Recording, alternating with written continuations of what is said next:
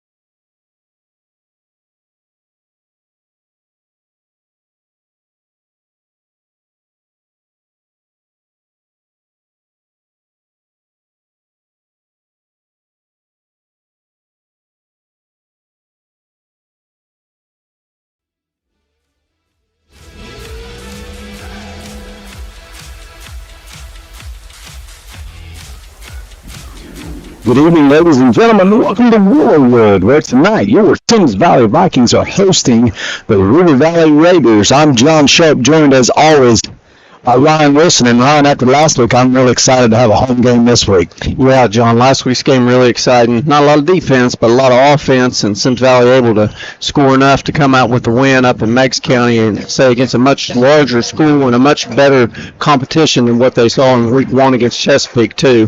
It's Chesapeake, but I think Meigs has a pretty good football team. That is for sure, as your Vikings take the field, led by the two seniors, Tucker Ross and Andy Stroud. Yeah, Ryan, I wasn't able to attend the game last week, but I did watch it on their Facebook. A guy named Tony Hawk doing the Facebook Live up there. Appreciate him doing that. I was able to watch and just really impressed. Bronx Carpenter, 385 yards passing. Actually, that's on the season, but 385 for last week's game. I was looking at another sheet there, but has to be maybe a school record. Yeah, John, impressive performance by Bronx and also by Jackson Fields as well. And Symmes Valley just run a lot of good sets too from the coaching staff as well. Running Carpenter out one way and flanking a receiver out back of it, and it just taking over. For sure, as we got WSAZ here, we're going to take some pictures of our rosters. We appreciate them coming out. Yeah, for sure. As we're getting ready to kick, Symmes Valley did lose the toss. I'm sorry, River Valley won the toss to 30 to 3.5, and Symmes Valley will lose 2 to start the game. So if you're Symmes Valley, you just want to start out strong and, take the ball right down the field. Try to stick it in the end zone off the bat here this evening. Trying to get a couple of guys to help out on the chain gang, I think. John, I'm not sure. I haven't heard anything, I guess, about injuries, but I'm seeing one of Symmes Valley's receivers, number 3, Grady Holland, down there, not in pads. I did hear a collarbone. Oh, okay, I see. May have a collarbone injury. I don't know if he broke it or if he's just injured. Loss. That's a loss for the Vikings tonight. He's key both on offense and defense. So both sides of the ball. Yeah. He plays a key role. Yep. So we'll look to some of the younger guys to fill in and fill that role. Also you still got Levi Russell out for the Vikings here this evening. I see him down there in street clothes as well. So Two student threats out for the Vikings. It will be interesting to see who can step up. I know Jackson Fields has done a good job, and of course Maynard out of the backfield, doing a great job.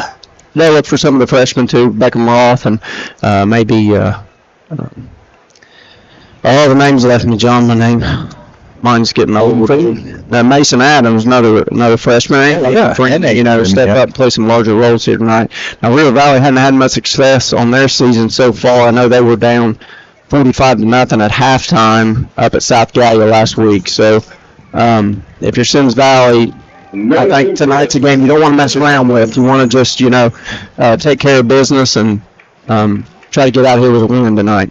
Your officials for tonight: referee James Brown, umpire Randy Hagan, line judge Lou Bennett, head linesman Ralph Merritt, back judge Seth Finnegan, center judge Devin Ross. Kicking off for River Valley looks to be,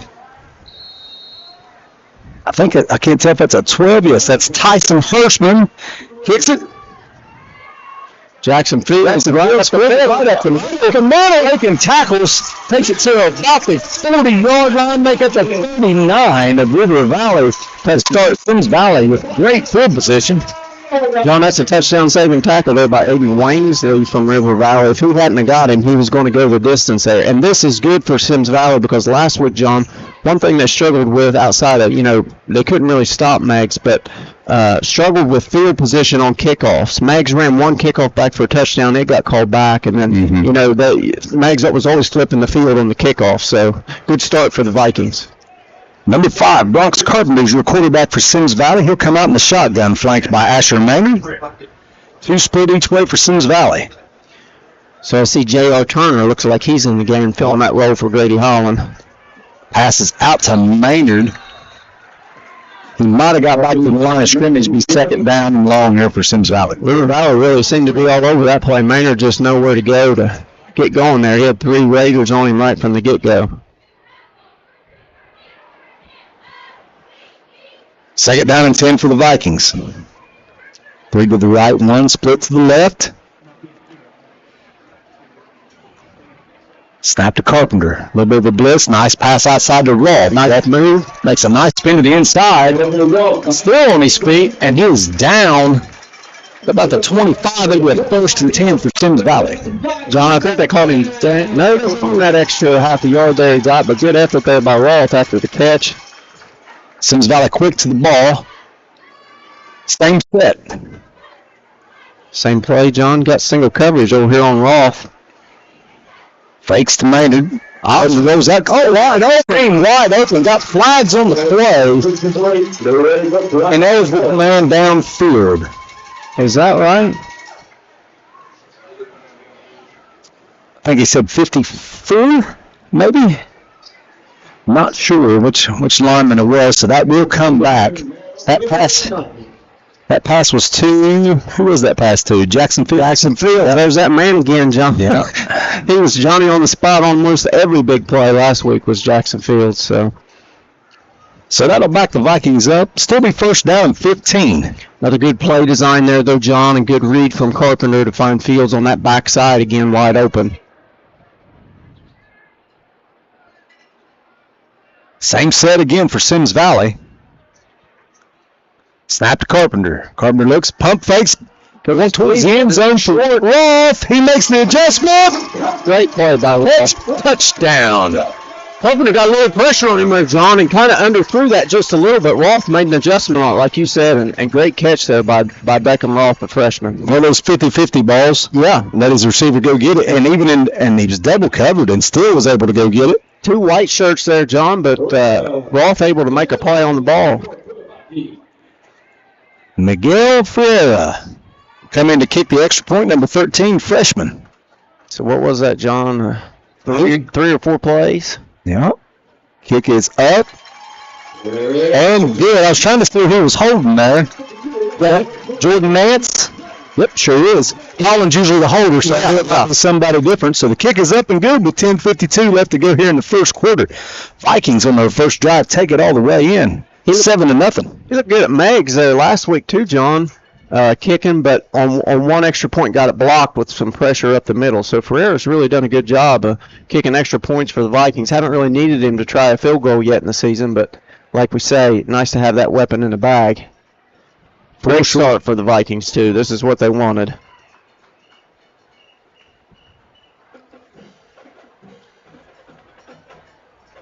So it'll be interesting now to see what River Valley has on offense. Yep. And interesting to see if Symmes Valley made some adjustments this week to their defense. Obviously, I don't think they're playing as stiff a competition as they did last week. I didn't get the young man's name, but Meg's had a couple kids that we really had a hard time bringing down. But it'll be interesting to see how the defense comes out and performs this week too. Back deep for River Valley, Tyson Hurstman and Cord-Eye Craycraft. Just looking out over the field, John, the difference in size, too, on the River Valley team and the team they played from Meggs last week is just big. Meggs had one kid 6'7", 300. Filled by Hirschman. He makes one man miss still on his feet, brings it out to about the 37-yard line. It'll be 1st and 10 for River Valley. Yep, good tackle in there by Andy Strow.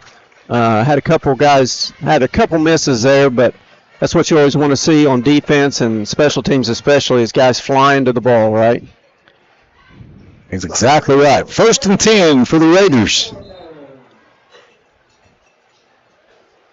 One guy that did, a couple guys had good games on defense last week, but Caleb Mount really had a good, outstanding game on defense last week. He was all over the field, so I'd look for him to be making plays here early tonight. Gary Perry, your quarterback for River Valley, in the shotgun. Takes a snap, hands it off. Cash Hunt. Not much room there. Looks like Strow and Mount and Tucker Ross on there. Pile. Big gain, maybe a half a yard. Be second down, maybe a yard. Second down and about 9 for the Raiders. Clean handoff and run there for the Raiders, but just not much push up front. Trying to run right at Tucker Ross there, and they didn't get much movement on him.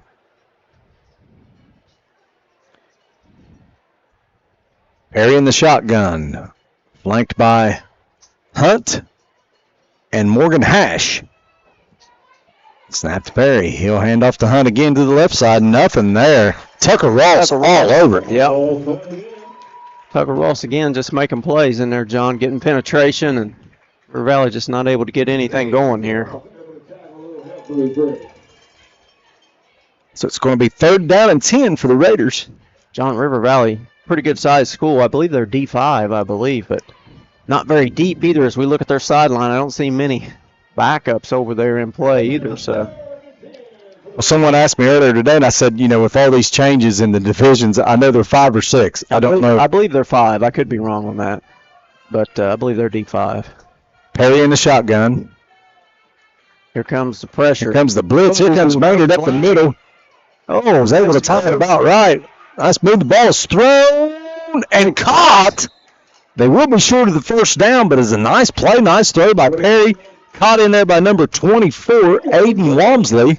Yeah, heck of a play by Perry back there to get away from that rush. Looked like the Vikings had him for sure. Probably about a 25-yard pass. Yeah. But only good for about 7 yards. Quarterback Perry, they've done a great job of getting away from the defense. He had 3 guys all over him. I know, yeah. Excellent job there by Perry. 4th and 3. Let's see what River Valley decides to do here. Looks like they're going to. Might try to draw Symmes Valley off sides here. Yep. They're going to sneak it. Looks like almost Not much of a push. And he may have got back to the line of scrimmage, but that will be a turnover on downs. It'll be Symmes Valley's ball. 1st and 10.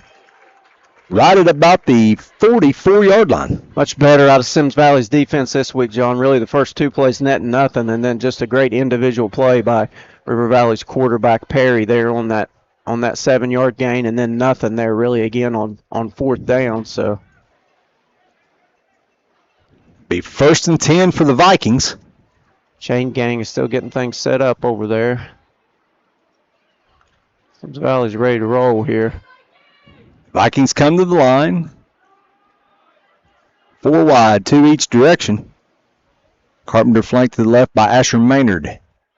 Carpenter takes a snap, fakes to Maynard, throws out, finds Stroud. Oh. He's hit and fumbles, and I believe River Valley's got it. There is a flag on the play. Yeah, Stroud turned to go upfield, and there was a River Valley defender basically just right in his face and put a good lick on him, and the ball come out. We'll wait and see what the flag is.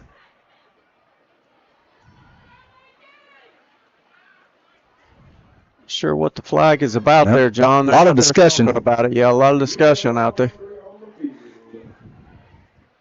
Makes me think Symmes Valley may keep the ball. Yeah, I'm not really sure. I don't know if they're going to get him.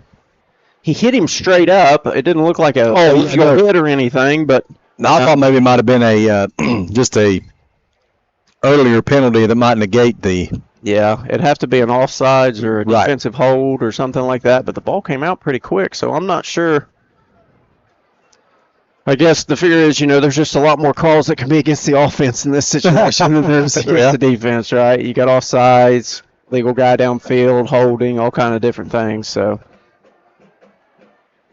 there's definitely a lot of discussion about it, though, John, and a lot of points coming out here. We got here. Sideline warning against River Valley. So a sideline warning. Yeah, we know about that. Yep, sideline warning, so it doesn't affect the play. That is a fumble. Yep. And will be River Valley's ball, 1st and 10, right at about the 37-yard line. So River Valley fortunate there to get a turnover. See, yeah, it was a nice hit. It was a great hit. Yep. Great hit. Forced the fumble. Symmes Valley back on defense. River Valley back on offense. Perry back in the shotgun, flanked by Hunt. Coming to the line. Motion. Blitz coming. Motion. He gets it. Comes sweep action. He's got the edge. Tackle made by Stroud and J.R. Turner. Yeah. Nice play in there by J.R. Turner, sticking his head in there, but the Raiders got, 5 or 6 on that, John. Looks like they got about 6 yards to be 2nd down and 4 for the Raiders. A lot of man in motion, so they were able to get the edge with having that extra man in there to block, able to get the ball upfield a little bit. 2nd down and 4 for the Raiders. Little Perry I formation here, John. Yeah, a little I formation. Perry under center. Got Maynard to jump. Yep. Had the blitz coming. He tried to time it up and just jumped it a little bit. So that'll be a 1st down for River Valley. And if you're Symmes Valley here, last thing you want to do is give a team like this a little bit of confidence, right? You want to kind of stick your heels in here now and try to go to work. Ball at the 48-yard line. River Valley coming to the line. Perry in the shotgun. Blitz is coming again. In motion. They're going the other way, John, and it works. Yep. Perry. That's really just fortunate on River Valley's side that the blitz came from the left side, and their play was designed for a quarterback keeper on the right side, but able to find a hole and get way downfield on that gain. Big gain there for River Valley. Be 1st and 10 from the 31-yard line, and the Raiders are on the move.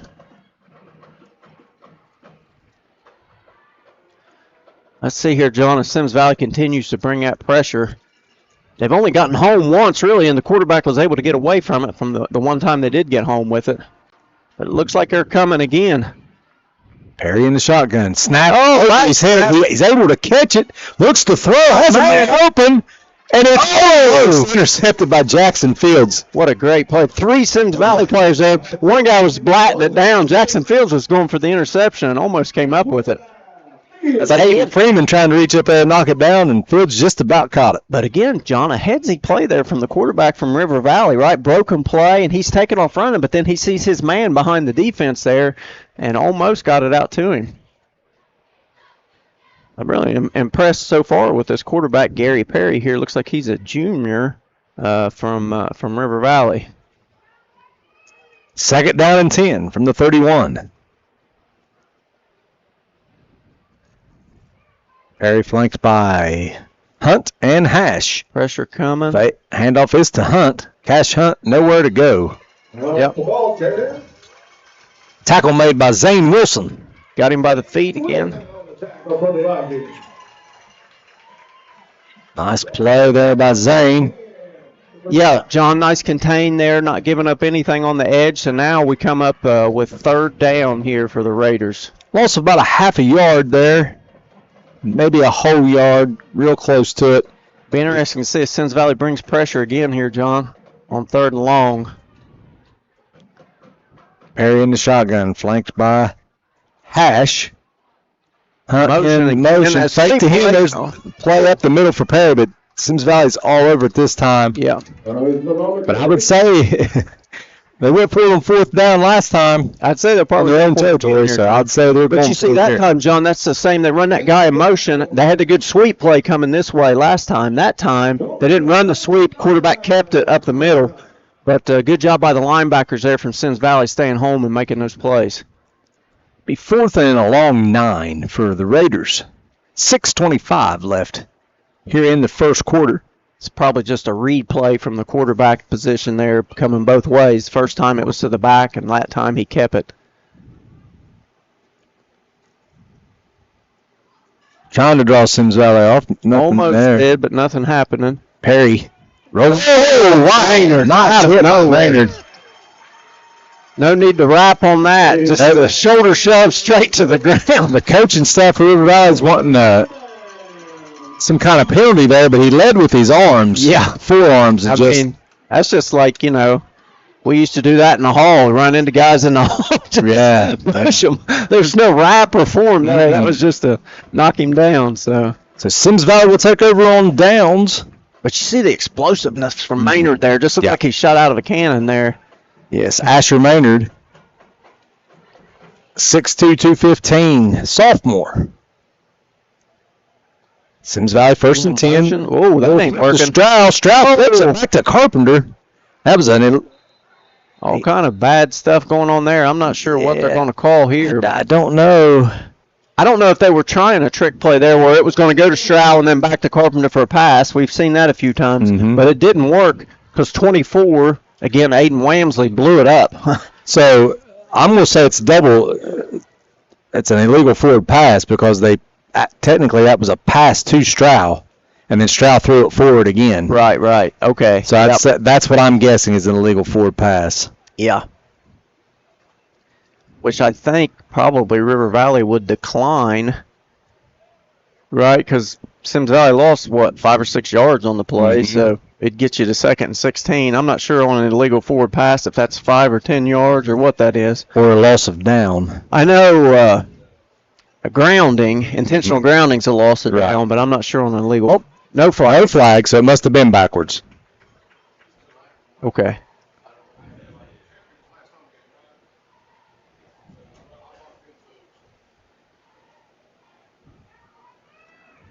So the play will stand. It's got to get the marker moved back for 2nd down. We are trying to monitor the chat tonight if you're at home too, folks, and want to send us a message of any kind. Don't know if we'll see them all or not. Look like we got over 60 people at home watching right now. So 2nd down and 15 for the Vikings. Carpenter rolls out looking to throw. Throws. Fields wide open.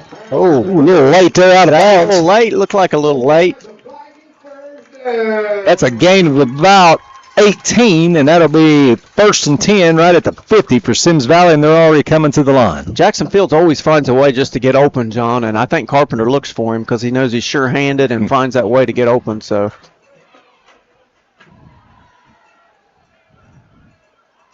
Vikings to the line. 4 wide. Carpenter fakes the man and flips it out to Stroud. Can Stroud get the edge? Stroud does get the edge, makes a guy miss. Oh, fumbles again.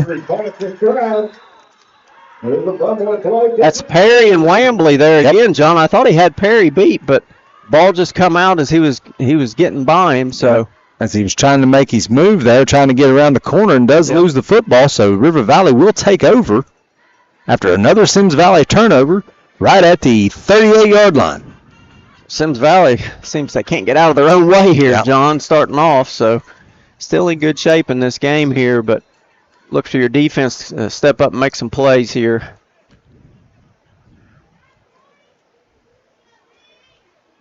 First and 10 for the Raiders. Might be some carrying around the football through the halls next week. Perry in the shotgun. There's that same play, and he reads it and keeps it, but it's going nowhere. There's Tucker Ross again, John. In the a lot of guys in there. Yeah. I can't tell who that is. Somebody else had him at the bottom. Davey Freeman there at the bottom, and also Trey Campbell, too. Yeah, Trey Campbell in there. One of them had him by the legs, but they're just not moving Tucker Ross in the middle. He's just in there messing everything up, and that's what you look for from your tackles, right? Your run blockers. Don't give anything up the middle. But again, that's a read play, and Perry chose his read was to keep it. He's probably reading the end on that play, but nothing going there in the middle. Second down and a long 10, short 11. Craycraft in the motion. He's giving it to him. And he's got the edge. He's got the edge there and pushed out of bounds by Roth, but it's enough for a River Valley first down. I was looking at some messaging online and for a preview of tonight's game, and they mentioned Corden Craycraft. That's the first we've called his name tonight. I think that's the first he's touched the ball, so I don't know if he's their main back or if that person I read online didn't know what they were talking about. But a good run there from Craycraft. Yeah, nice play, and it looks like River Valley's having success wide. Yeah. Not so much up the middle. Right. Perry under center this time. He'll turn and flip it to Craycraft. Wide the other way. And some guys all over. Aiden Freeman. Aiden Freeman coming off edge, just shutting that down. Craycraft not able to get his feet underneath of him on that one. Barely had time to catch the football. Yeah. That's going to back the Raiders up about 5. Be 2nd and 15 from about the 43-yard line. Nice play there by Freeman and Mount. Just really stuffing that up on the edge. Nothing going there. 2nd down and 15. River Valley trips to the left. A single to the right. Oh, that's going to be motion. That is going to be a false start. See, the lineman jumped in. Looked like Craycraft jumped out there in the slot position as well. So that'll be 5 yards. We got the backup truck here. Backup signal there. Be 2nd down and 20 here for the Raiders. 4 minutes to go here in the first quarter. Snap to Perry. He looks to throw. He's going deep. Plenty of time. Got a man. Here comes safety helping Jackson Fields. And look out. Yep. Oh, he's trying to He's going to miss as he runs over that Clifford. Oh, got a little bit of help there, but not down. Naylor trying to lead up there and block for him, and the Raiders take him out. Oh, a little extra cricket. I think we're getting a flag on off the pile there. Flag on 9. That's going. He's not in our. Yeah, he's coming up on the pile, pushing the guy down on the ground as he comes up there. But what's the flag on the field? Yeah, there's 2 flags, 2 separate penalties. I think this one back here is probably going to be a hold or a clip or a block in the back or something on the return. But this last one, like you said, John, it's going to be an eligible player downfield. That's declined. Dead ball, personal foul against River Valley. So that'll add 15 yards onto the end of what they already got there. So Yeah, so he was taken out right at the 35. That'll put the Vikings right at the 20. the River Valley receiver there, he did have a step, and Perry seen him, but Fields from his safety spot was watching the whole thing and just kind of stepped over there and said, "Thank you very much. I'll take that." Ball was just a hair underthrown. Yeah. And had a lot of air under, gave Fields plenty of time to get over there. Yeah. Make the interception. And a nice return. It was funny. Fields was picking his way up through there, and then he got up to 15, and he just tried to truck him and go right over top of him. So 1st and 10 for Symmes Valley. We got to wait on the chain gang. Got to wait on the chain gang. They got to go all the way down through there. We appreciate those guys, whoever they got. You always got to try to get volunteers to work the chain gang. Looks like they got some high school Chain kids over there. still not set.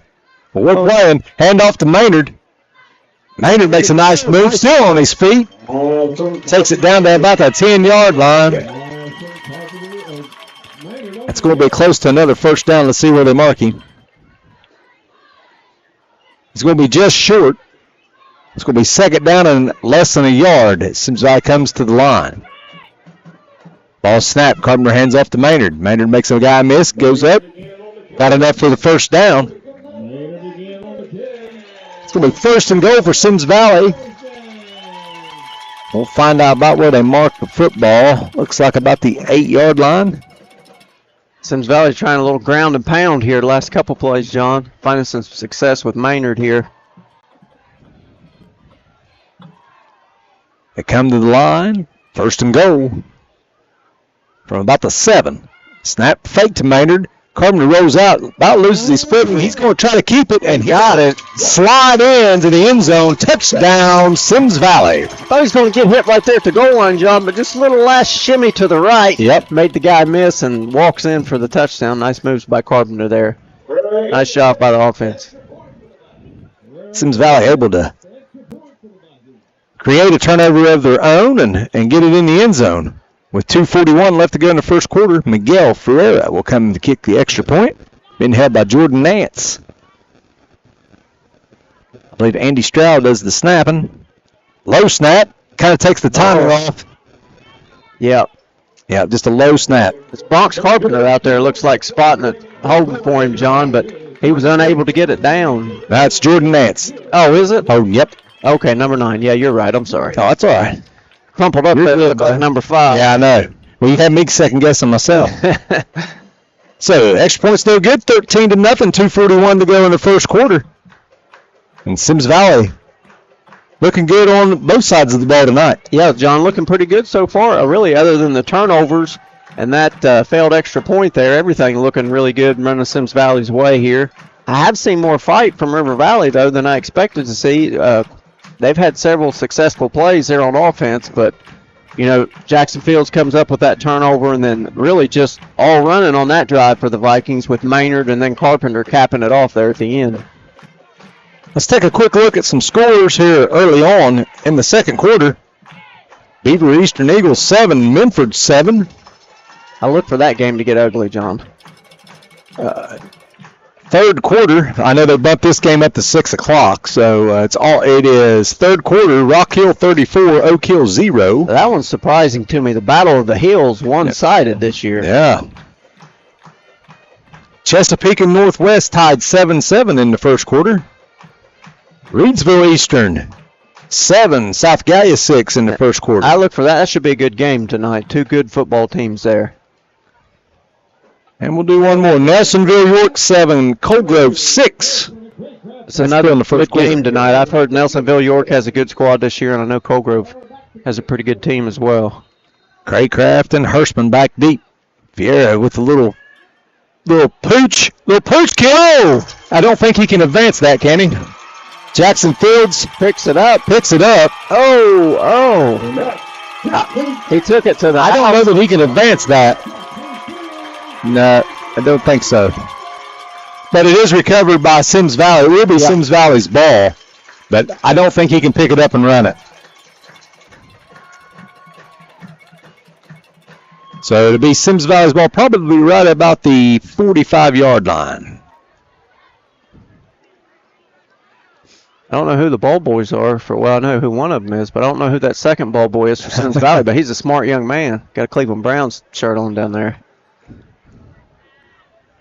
No comment on that. No comeback at all. I mean, there's some years he looks pretty smart.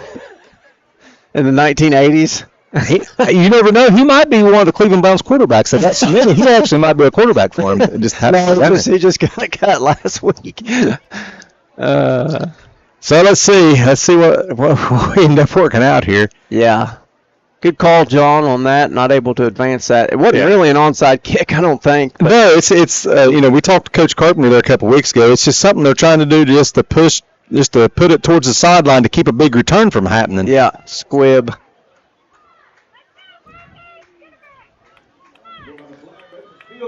Taking over, folks.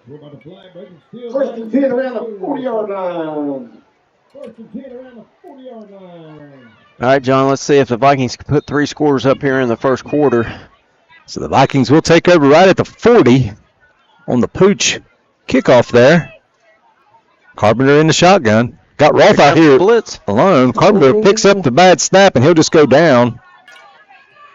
Had a few of them last week, John, low snaps to the quarterback, but overall do a pretty good job of getting it back there. A shotgun snap, there's always a risk there not getting the ball back there, and it throws the timing off of everything in an offense like this. Vikings lose 5, 2nd and 15, right back to the line. Same set. Snap is good. Carpenter looks to throw to Rolfe. Rolfe open. Wide open, nice tackle by Perry. Big game for Symmes Valley. Just a little slant there from Rolfe, just some soft coverage, and Carpenter just sticks it right in there for a good gain for the Vikings.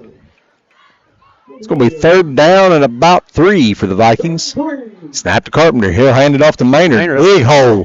Maynard runs over one, still breaking tackles, and he'll be brought down right at about the 22-yard line. 1st and 10 for Symmes Valley. Good run in there, good hard run in there by Maynard. So he'll get a break here, and Aiden Freeman come in with him at the tailback spot. Maynard holding that shoulder. Hopefully it's not a collarbone issue. Kind of looks upset. Snap to Carpenter. Carpenter rolls right, looking to throw. Nobody open. He'll keep it.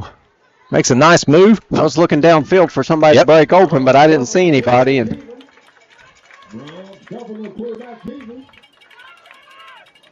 that was a 1st down play, though. So yeah, that was 1st and 10. I'm more for him to move.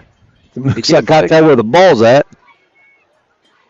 Looks like it's going to be right at about the 16-yard line. Yep. Be 2nd down and about 3. It looked like he got 6 or 7 from up here, John. Yep. He did.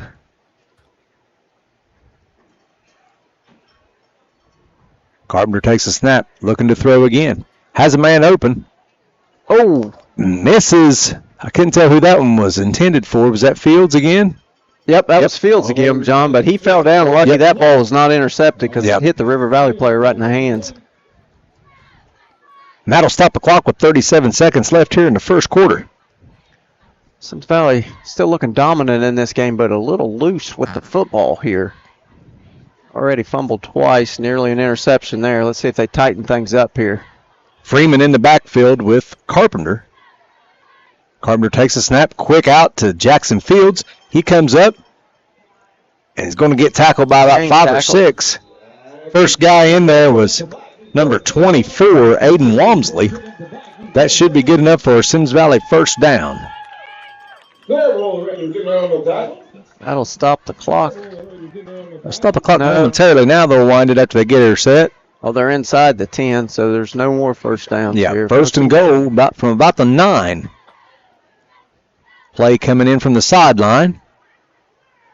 Vikings will get this play off. Trips to the right. And flag on the play. Is it going to be a false start? False start on the Vikings. I'm not sure what that signal is. Well, it's a false start. I believe it's Tucker Ross moving the football. Oh, okay. Don't know that I've seen that signal before. Yeah, I think he's saying he's picking it up and setting it down. And, yeah. And that'll probably be the end of the first quarter.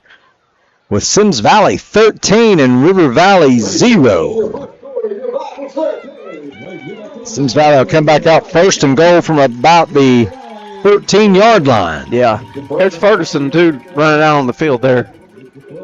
Not super happy about that, but Vikings ahead 13-0 here.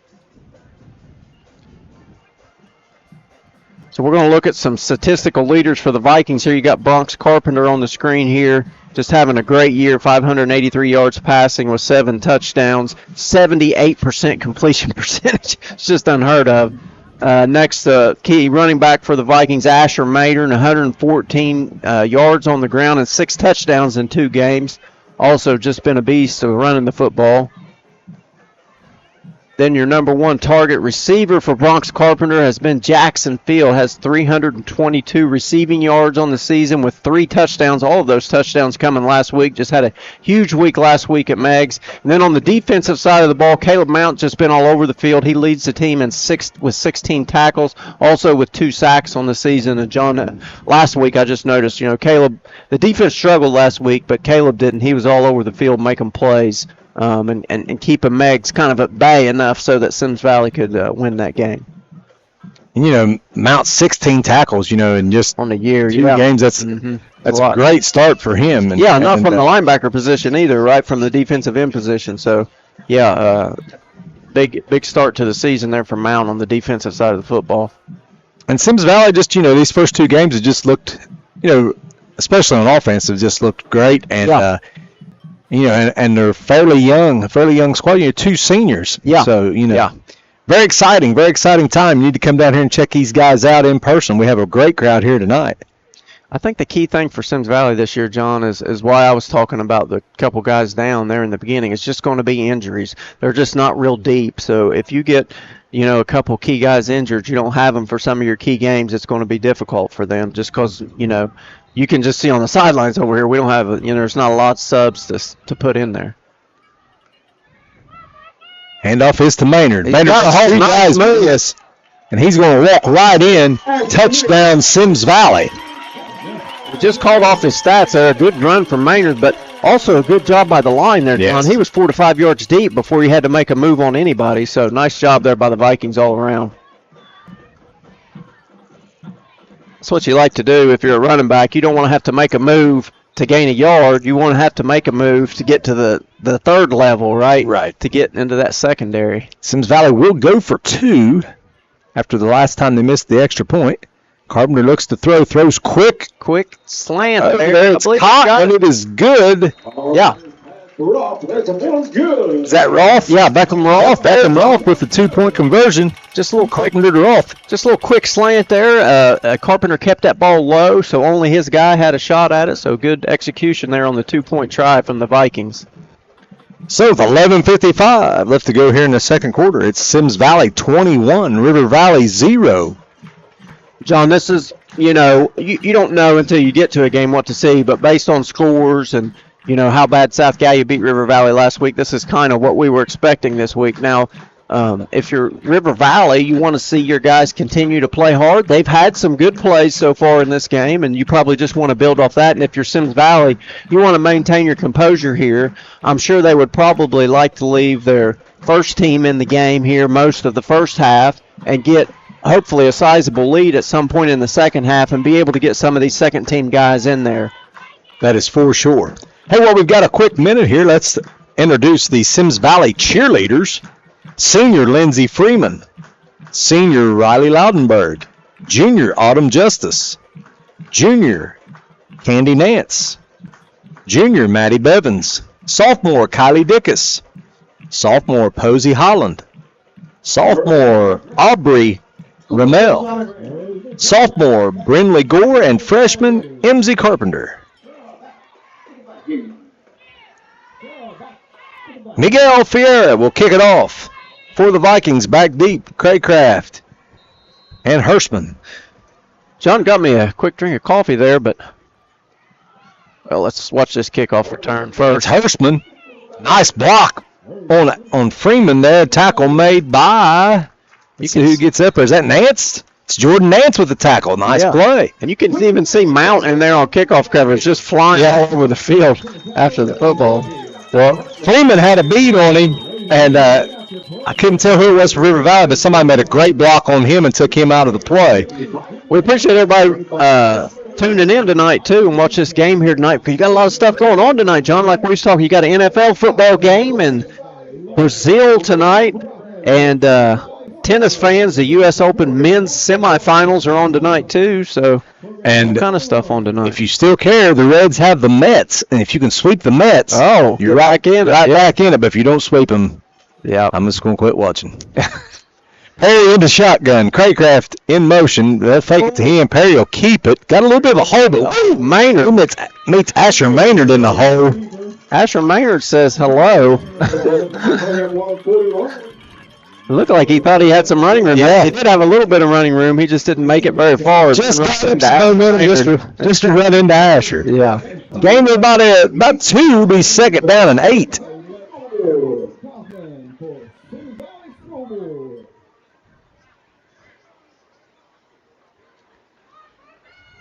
River Valley, a lot of that shotgun and read play, running plays. Craycraft in motion again. They'll hand it to him this time. Can't get the edge, though. Didn't get the edge there.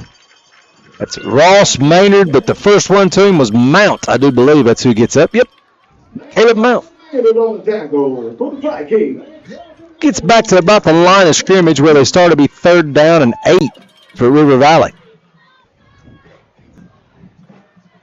John, you got Symmes Valley now. I'm looking here. Got a little bit different defensive alignment here, I believe. I see 3 linebackers in the game now. Well, no, I guess they do. It looks like Stroud's not out there now. Yeah, Stroud's down here with pads off. I don't know what happened to him. Him and Jackson Fields both. Perry trying to outrun. Can't outrun. Runs. Maynard and Zane Wilson. That gives Zane at least a half a sack there. Maynard was riding him, and Zane caught him coming around the corner there, but that's good. Good job on the outside there, not keeping contained. It's going to be 4th down. Let's see where they mark it. 4th down at about 14. Maybe a long 13 for River Valley.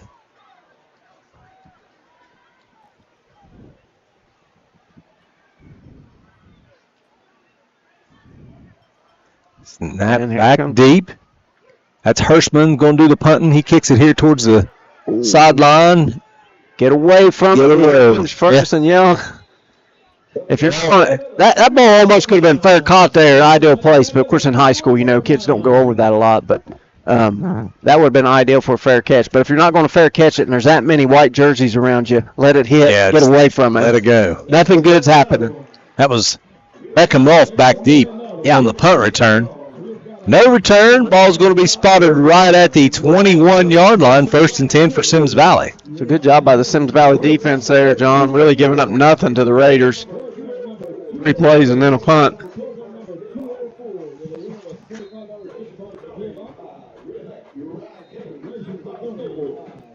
Not near as much buzz in the atmosphere here tonight, John, as there was for that Chesapeake game, but nevertheless, Symmes Valley really looking good so far.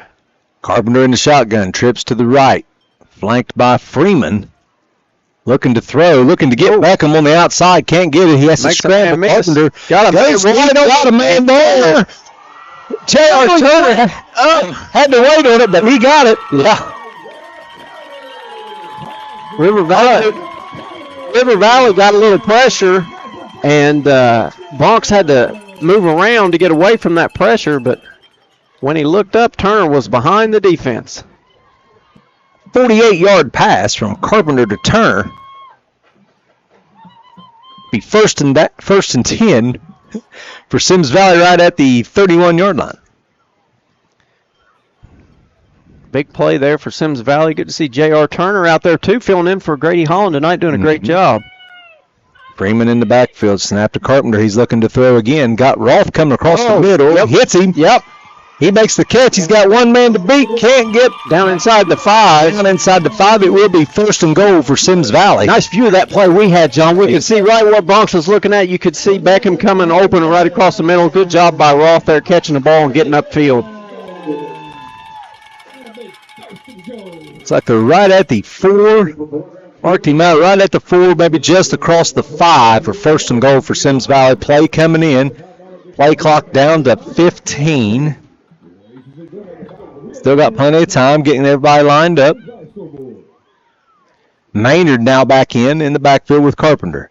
Well, smash. Nope, Carpenter keeps it. He looked to throw. He's going to edge. Oh, now he does let it go. The ball is up for grabs, and who has it? Jordan Nance. Jordan Nance with the catch. There were three Vikings there, and Nance says, I ain't caught a touchdown yet this year. I'll take one. Quarterback to quarterback connection there as Jordan Nance makes the touchdown catch. Puts the Vikings up 27-0 with 8:50 left here in the second quarter. I think he would kick the extra point here, John, but it doesn't look like they're going to. It looks like we're going to go for 2. Now, I know that Stroud does the long snap usually, so maybe that's why with him out. Yeah, it might have something to do with it, John. Hopefully it's no big deal with him, but like you said, I see him got his shoulder pads off down there. Not a good sign for the Vikings. Snap to Carpenter. He rolls, looks, has Maynard short, does throw it to him, but he's not going to be able to get in there. Yeah, just too long to develop for a 2-point play there, John. Just they were working back the field instead of forward, and just they completed the pass, but too much to gain there. So Symmes Valley up 27-0, 8:50 left here in the second quarter. Before halftime, we will have the Symmes Valley marching band at halftime. We do look forward to that. We may have River Valley as well for your halftime entertainment. I do see their band over there. Oh yeah, I do. I see the flag over there now. I don't. Where's the band? In the stands right there on the end. Oh yeah, I see them. Yep. Okay. Hey, I may have glasses on, but I can see far away. Well, I thought they had a pretty good size band. There's not very many of them. Maybe they didn't all travel down here tonight. So, River Valley, for those of you who don't know, is the northern county school in Gallia County, right? You have South Gallia, and then you have River Valley. I know they played last week, and I saw online they play for what they call the Gallia County Belt. Oh, yeah. Gallia Academy out of that, but South Gallia and River Valley play for the belt, kind of like, Chesapeake Symmes play for the paddle. So pretty cool. South Gallia had the better of that rivalry for 3 years in a row now, I believe. So River Valley, nice little school up there in Bidwell, right around where, North Gallia used to be during our days. Well, even before our days, really, a little bit. Oh, yeah. Miguel Ferreira out to kick. For the Vikings, back deep, Craycraft and Hirschman. Let's see what Miguel does this time.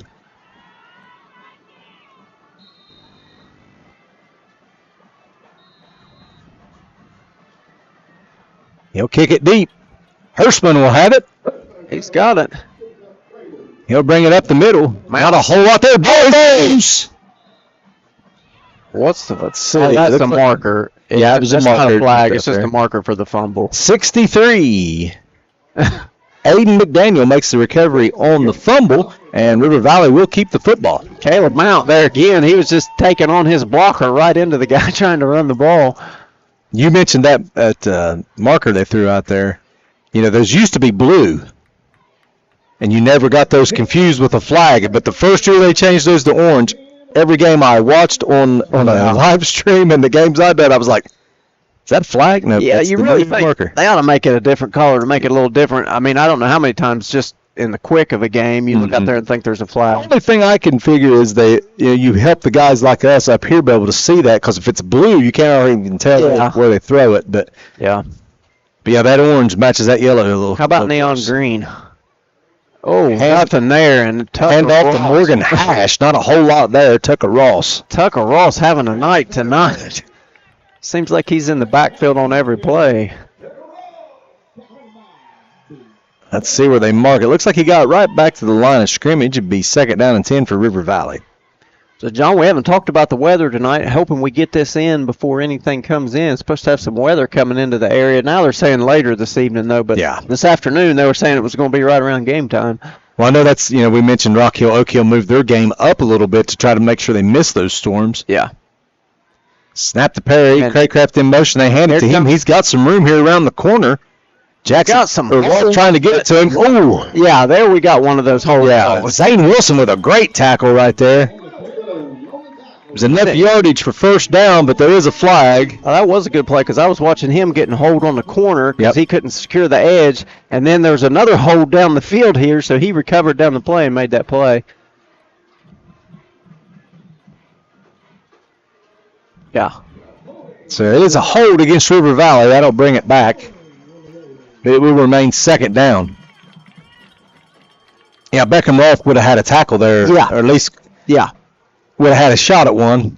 And just being held there. Again, River Valley, running those sweep plays. We've seen that several times here tonight. They've been successful a few times with it. Your Symmes Valley, you want to contain that edge, force that to go back up toward the middle where you got your help coming.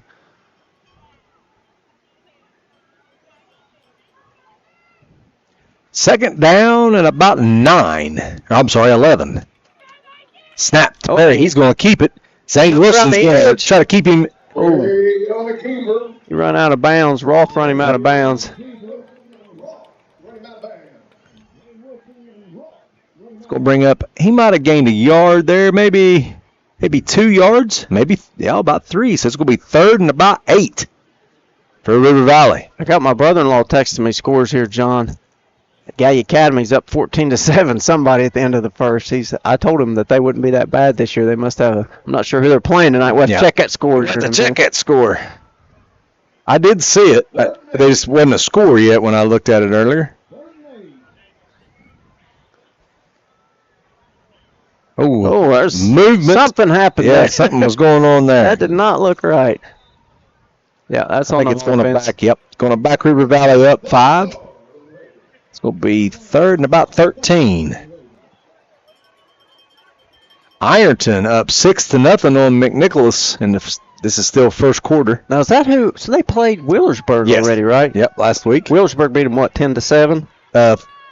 Point Pleasant. Oh, Gallipolis is playing Point Pleasant. That's a big-time rivalry game right across the river from up there. So, Gallia Academy, I'm sure, would be happy to get that win. Perry in the shotgun. Third and about 14. Oh, there comes Maynard through the leg. And he's able to get him. Maynard, and I'm trying to see who he had some help there from. Maynard, that's Freeman. Yep. 2 linebackers getting in there, but Maynard again looking explosive from the linebacker. Actually, I think that was Jackson Gates, 54. Oh, yeah, it was. I'm sorry. Yeah, I've noticed he's been in the game at the linebacker position, and he played some linebacker for him, so good play there by Jackson Gates as well. What are we now? Fourth. They got to be punting. Yep. Snap to Hurstman. He'll kick it away. Nice punt. There's the fair catch, John. Nice execution there by Rolfe. Beckham Rolfe with the fair catch. He must be listening to us. Maybe.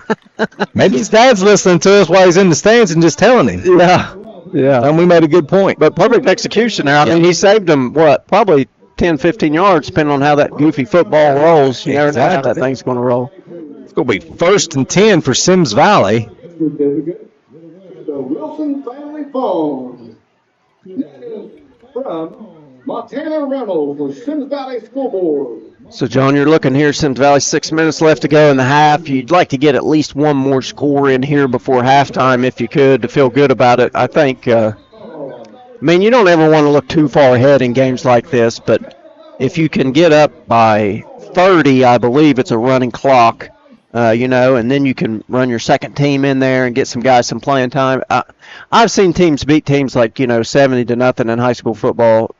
That benefits nobody. Sometimes they just can't call it off, too. Maybe the string's that good, too. But we'll run through some scores here, some other scores. The Eastern Eagles of Beaver, Pike County, 21, Minford, 14. Now, that means a lot to us because that will be Symmes Valley, South Gallia, in estimation so far, Symmes Valley, South Gallia, Beaver Eastern, and SOC1 will be your 3 teams that you would think would have the best chance to win it. Rock Hill still up 34-8 now on Oak Hill. Chesapeake 13, Northwest 13. Surprised at that score, too, John. Northwest must be down a little this year. South Gallia 14, Reedsville Eastern 7. Your Huntington, West Virginia Highlanders 7, Martinsburg 0. Now they're saying that's the game of the week in West Virginia. That's the Martinsburg game, yeah. Nelsonville York 14, Cold Grove 6. Gallia Academy 14, Point Pleasant 7. We'll get some more scores here in just a moment. From the 49, Symmes Valley 1st and 10.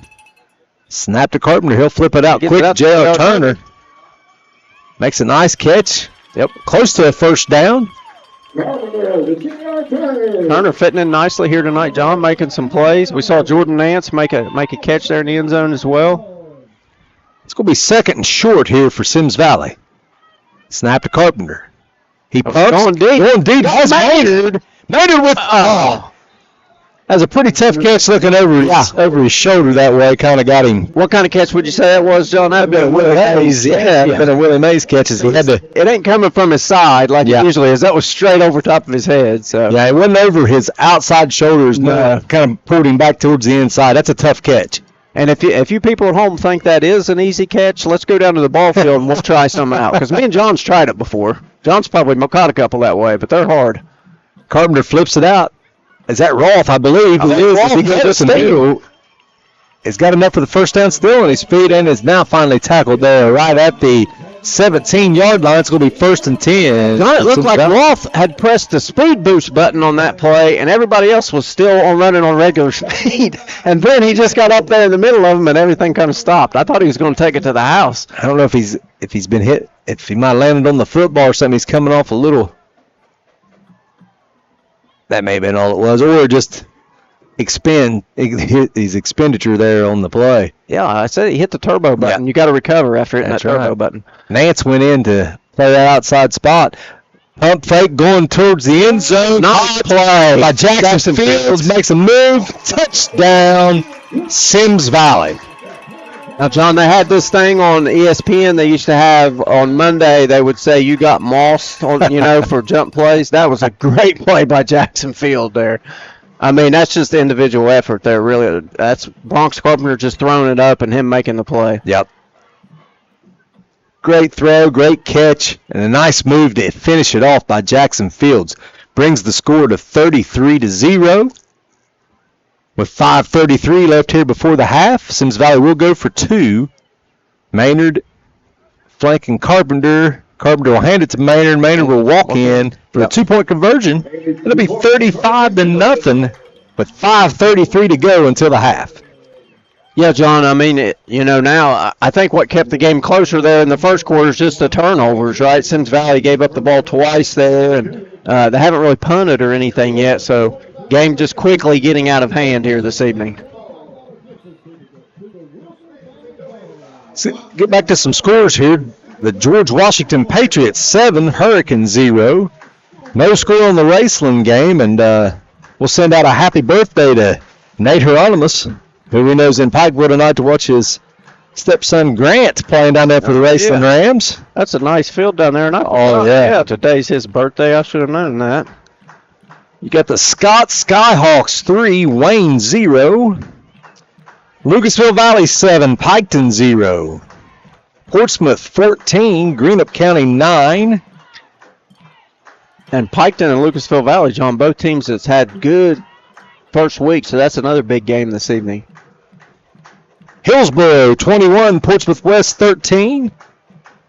South Point 18, Wellston 0. Uyoto 28, Waverly 0. Next week, South Point Pointers will make their way out here to Symmes Valley to play a big game. I think that should be an interesting game next week to see to see where Symmes Valley's at and see where South Point's at for the rest of their season. Because I'm telling you, the OVC's up for grabs. Yep. Pierre kicks it deep. Good kick. Hurstman again. He'll field it at about this. There's Jackson Field. 13. Oh, I'm sorry, it's Craycraft. He makes another man miss. Nice He's still on his feet. Ferreira can't bring him down. He's still on his feet, still moving down the field, and he is brought down right at the 25-yard line. Let's see who made the tackle. Jackson Gates. Good hustle by Jackson Gates. He had a shot at him initially and got blocked at the last second, but then kept working his way back to it down the field. So Symmes Valley there, John, again, and I guess that preview I read was right about Craycraft. He showed some good speed moves there. They just haven't been able to get him on track here this evening, but Symmes Valley again struggling with that kick coverage. Struggled with it last week, struggled with it a little bit there on that play. 1st and 10 for the Raiders from the 25. They come to the line. 5:18 left to go here in the first half. Perry. The give is to Hash. Yep. One thing for River Valley, John, I looked down this list, saw off a bunch of them this evening, but they got a lot of underclassmen on this team too. They can, kind of a young team, maybe have a lot of kids back next year, be building this year for next year. We've seen some bright spots here tonight for them, from their quarterback Perry and Craycraft making some plays. Loss of about a half a yard there on that first play. Be second down and a short 11. As Perry comes to the line,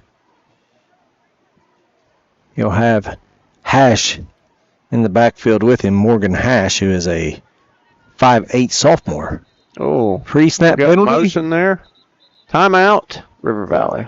Timeout, River Valley. And what we didn't do before the game here is mention the coaching staff for River Valley. Head coach Steve Macavina. Assistant coaches Jeff Ward, Jerry Brammer, Paul Paulsine. There we go. Mike Conkle, Cole Young, Cody Macavina. Athletic trainer is Sam Blevins. Student trainers Addison Browning, Kaylin Berger, and Emma Jividan. I know I was talking to the elementary, junior high principal, Brandon Walker, and the high school principal, Mr. Russell, Zach Russell, there before the ball game. And we talked about last year when Symmes Valley went to River Valley. Yeah. Ended up getting rained out and had to play the next day there at 2 o'clock on a Saturday. Yeah. And then that got us talking about the weather. And if you remember a couple years ago, we were here pretty late calling the Buffalo game from Buffalo, West Virginia. We was here till, I think the game was over right at 1 a.m. We kept getting delayed. Now, you might not have been on that call yet. I don't think I was here for that one. I don't remember being here that late. We done it with Collins Career Center, and we were here till 1 in the morning. Wow. Yeah, I definitely don't remember that one. Perry hands off. Nothing going over there. Nothing there. Tackle made by Mount. Yep. It's going to be... He's just going to add to that total, John. He's just padding those stats here this evening. Yeah. Going to be third down and about 15 for River Valley.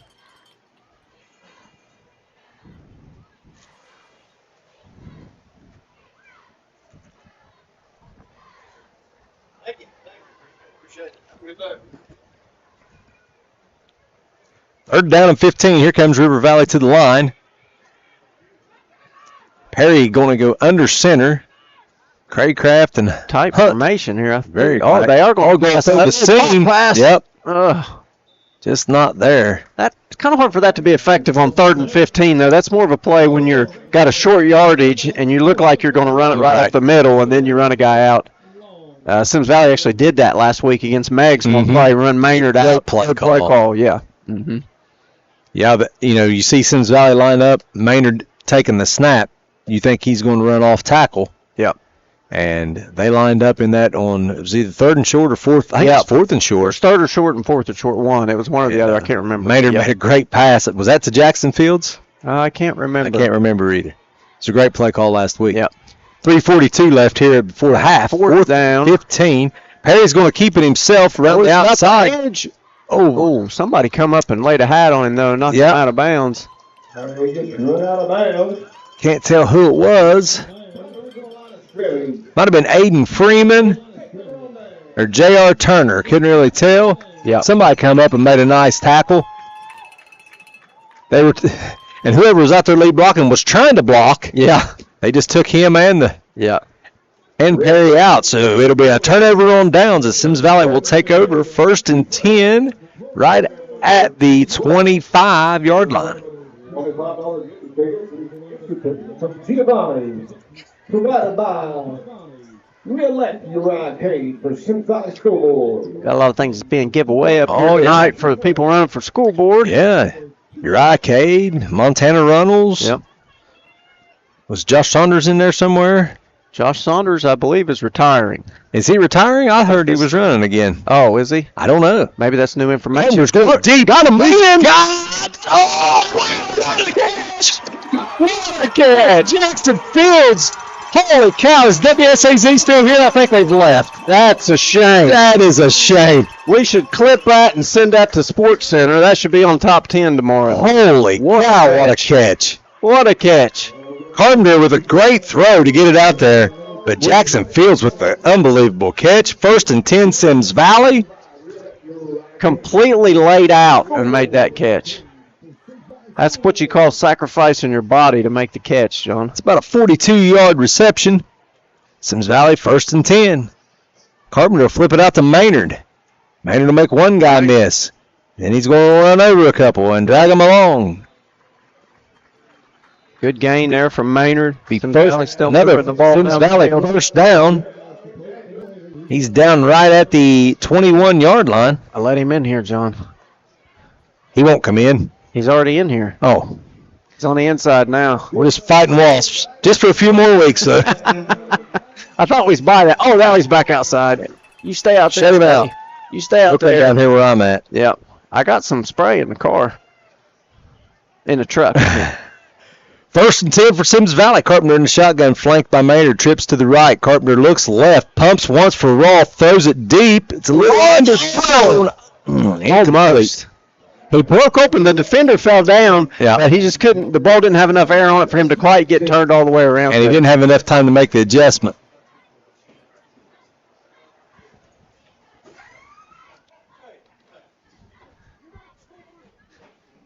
That's what I thought. There you go. That's confirmation. That's From the source. From the source, he is not running for Schoolbrook. Yeah. And he just told us. He said, nope. Nope, he's going to let somebody else have a turn. I don't blame him. Flips to the left for Carpenter. He'll take the snap. He's looking right. Oh, he made a flies, man. He's got a lot of room. Now, Jordan hits again for the touchdown. Symmes Valley. Nance done a nice job there, Ryan, watching the quarterback and working back that way with him. Yep. And working himself open. Nice job by Carpenter there, just able to keep the play alive. Made 2 guys miss on that. I thought maybe Carpenter would keep it there. He had all kinds of room. He did, but he kept his eyes downfield, and Nance just broke out wide open right out there at the end. 41-0, 2:40 left in the half. Symmes Valley will go for 2. As we said earlier, they're not kicking the extra points because it looks like Andy Stroud may have done something to his knee, it looks like. Yeah, it looks like his knee's iced up down there, John. Carpenter will hand off. That's Mason Adams. Mason Adams goes in for the 2-point conversion. And that'll make it 43-0 with 2:40 left in the first half.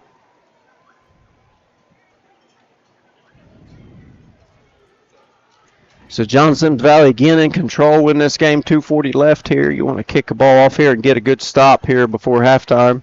Might get the ball back again, just not sure.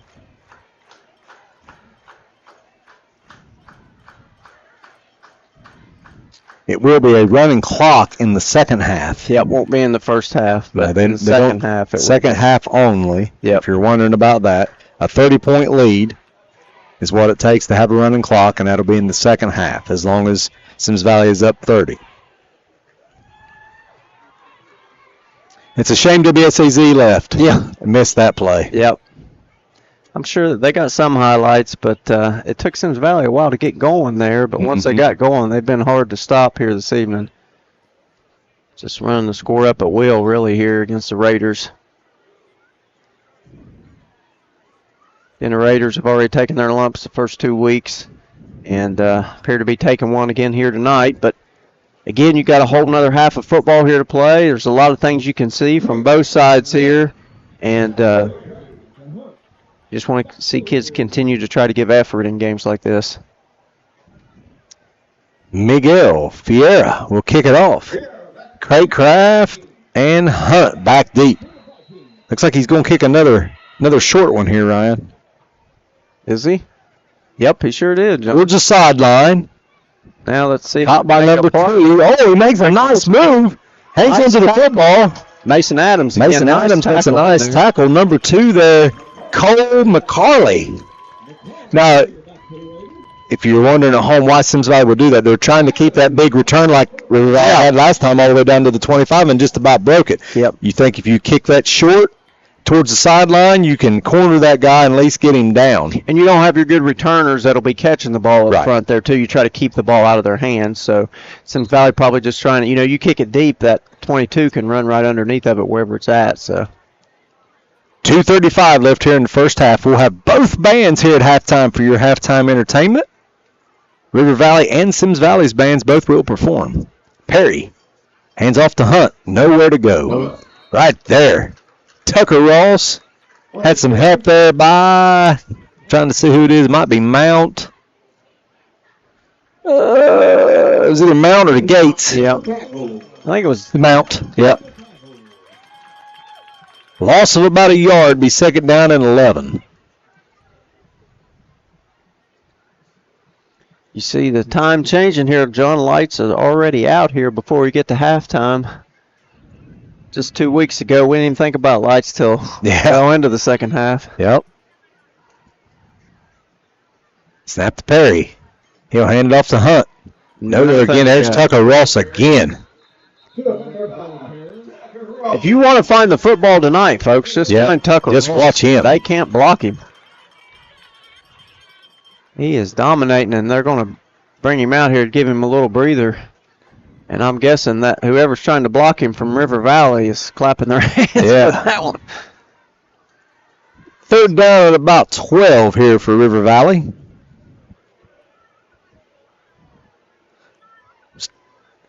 Aiden Warren into the ball game there. It's one of the linemen. It's like Jackson Gates is on this side on the defensive end now, or maybe as the outside linebacker. Oh, ball goes the other way. Nobody was there. He's got one man to beat. Jordan Nancy can't bring him down. They get him out of bounds. Right about the 10. Yeah, I'm trying to see who that was that got him out there. I think that's Brammer. Is that Just Brammer? in the game. 69, I believe that's Brammer. It sure is. Carson Brammer. Yep. Touchdown saving tackle there. Got him by the jersey and was able to just drag him down. Minute 1 left here in the half. River Valley trying to get on the scoreboard as they come to the line. Perry flanked by Hunt.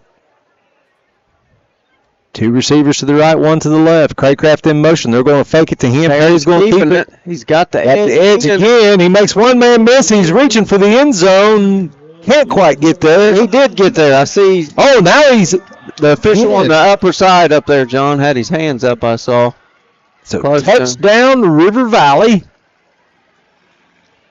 Had Maynard, Mount, and Ross, all 3 out of the game there. River Valley able to move the ball down the field there pretty handily, so they get on the scoreboard here, John, in the first half. Hirschman will kick the extra point.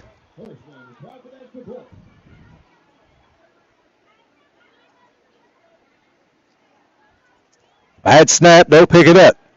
That's number 11. I'll get his name here in just a second. He's trying to get it in. I don't think he made it. I think he's short. That was Ethan Ganaway, who was the holder. It's a bad snap, kind of bounced it to him. He was done a good job just to handle it. Picked it up and wasn't able to get it in. So with 54 seconds left in the first half, Symmes Valley 43, River Valley 6.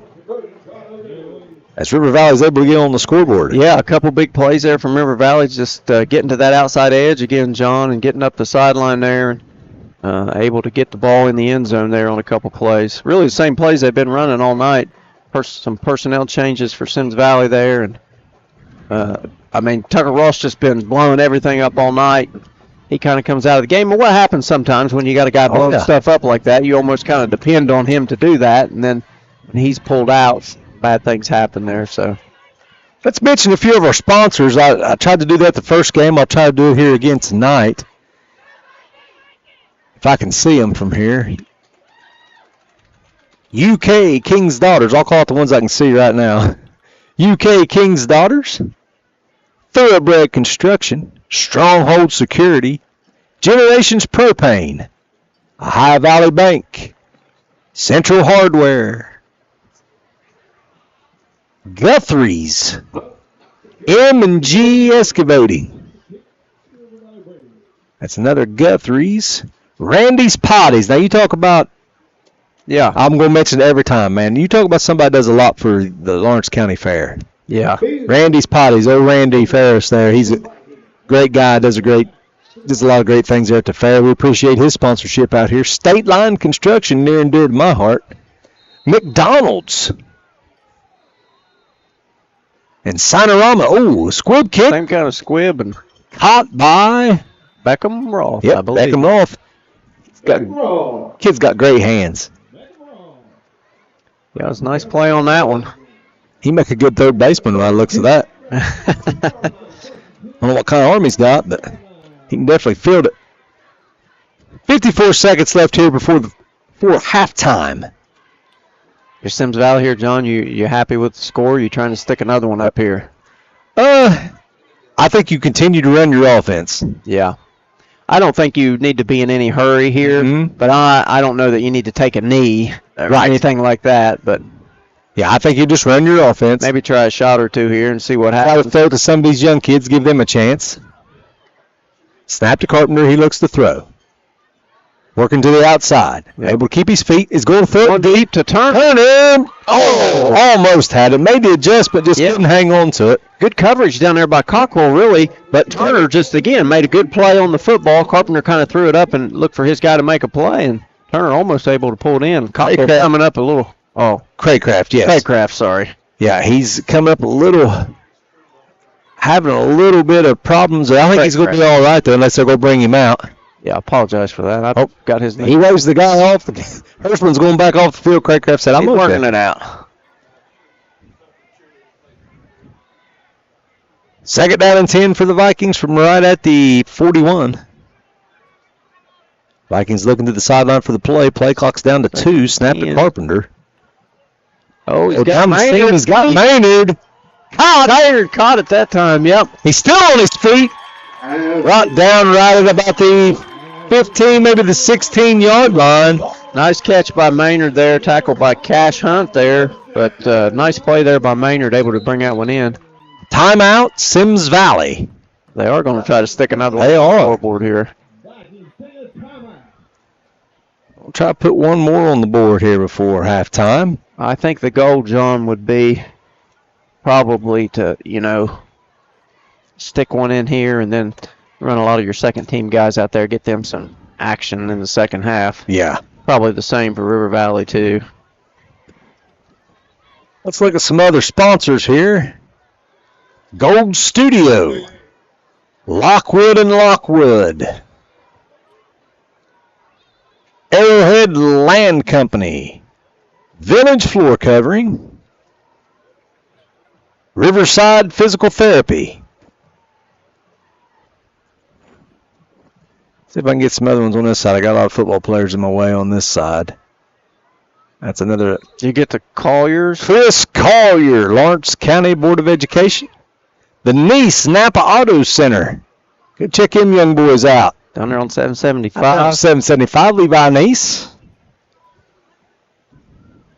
So here comes Symmes Valley, 1st and 10 from right at the 16-yard line. Snap to Carpenter. Up fakes, going to the corner for Maynard. Oh. Just not quite able to bring it in there, John. He did break open. He had to wait on it for just a second. Gave the defense just a little bit time to recover. Yep. So much timing that goes into pass plays. Even when guys break open, the ball has to be in the air, and you have to kind of anticipate the guys coming open. I'll tell a quick story. My dad went to a Cincinnati Bengals Cleveland Browns game in Cleveland. He sat in the dog pound. Of course, he didn't wear anything, the Bengals, but he said it was amazing to watch Boomer Esiason throw a ball to the middle of the end zone and no one there. Right. And Collinsworth breaks out of nowhere. Yeah. And the ball's already in flight. Just Carpenter able to roll out to the left looking. He's going to keep it now. Oh. Tries to make a move. Still on his feet. Does he stretch it and get it in? No, he is short.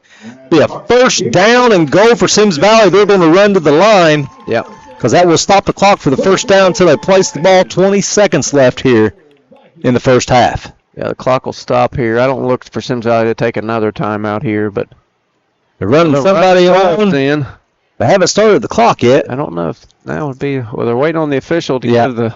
There they go. Now they're running. Down to 15 seconds. 10 seconds on the play clock. Snap to Carpenter. Hand off to Maynard. Maynard just moves through, and he is in for the touchdown. Everybody stops. Yeah. Once he broke the plane barely, it's just everybody stopped right in that moment. You don't really see that often. Symmes Valley will go for 2 again here, as it is 49-6 with 8 seconds left in the first half.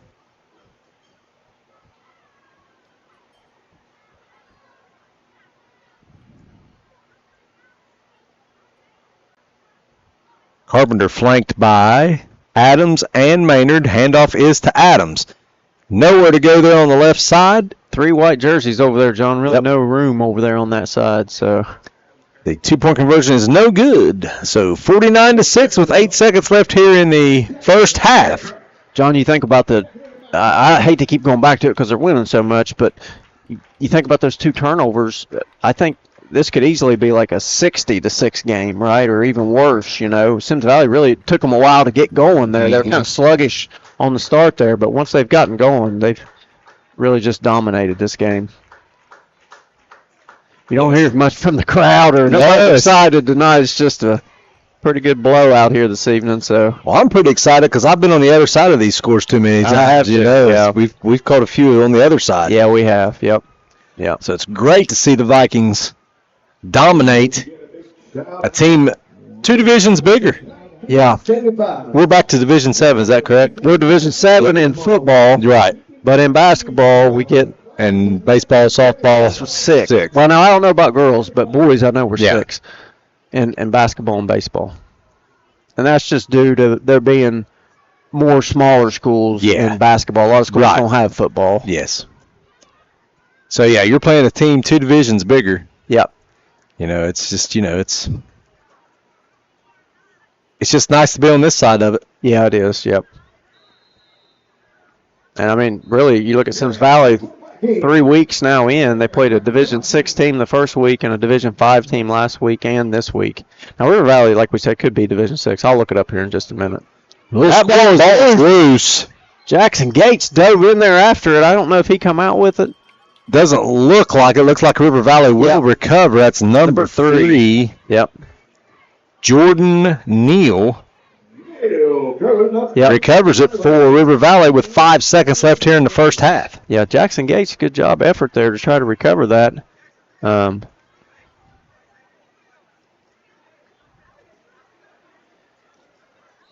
Valley just putting pretty much first string defense in there. No, they still got a lot of subs in there. Got several subs, but you still got they're counting guys, and now they got enough guys out there. Not wanting to give up a cheap one here with 5 seconds left due to just. Perry will throw. He's going to go deep down the sideline. Nobody there except Jackson Fields. Yep. Jackson Fields will make the interception, and that'll end the first half. They get his second interception of the night, John. So, at halftime, your Symmes Valley Vikings 49, River Valley 6, and Ryan, I mean, like you said, John. Outside of those few turnovers, Symmes Valley really has it rolling. Yeah, I mean, those few turnovers and then that one drive for River Valley there. And I want to say, too, on that one drive, Symmes Valley trying to sub a little bit there. Not that the subs caused that, but just miscommunication from new guys going in the game, I think, kind of led to that score. But. Oh, yeah. We've got River Valley's band setting up here on the field. We will turn it over to them here in just a moment, and when we come back after Symmes Valley's band, we will we will talk about some scores in the area and be ready for the second half, which will be a running clock, so it might be a pretty quick second half. Yep. We're going to have to think of a lot of stories. Yeah, we'll have to do some thinking. Yeah. But, hey, stick around. Enjoy these 2 high school bands. These kids put a lot of effort in, a lot of time in to put these shows together as they get ready for competitions. Yep. As you'll check out River Valley first and then Symmes Valley. So stick with us. We'll be back for the second half here in about 18 minutes or so. Stick around.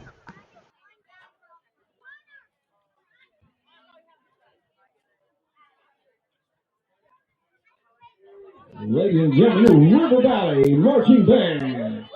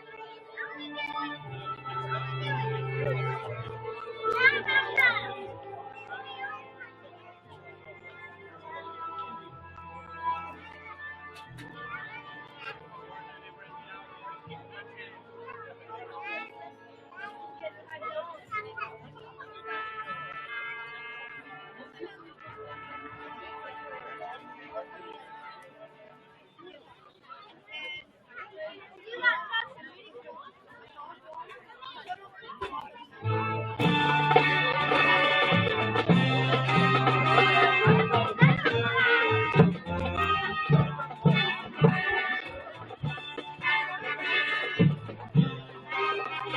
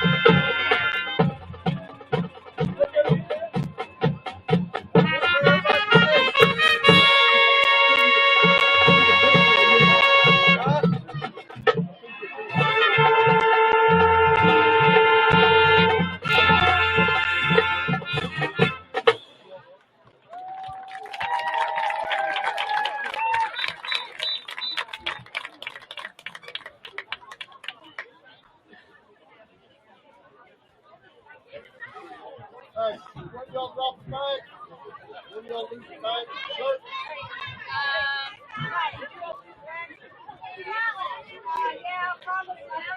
It's been playing right here.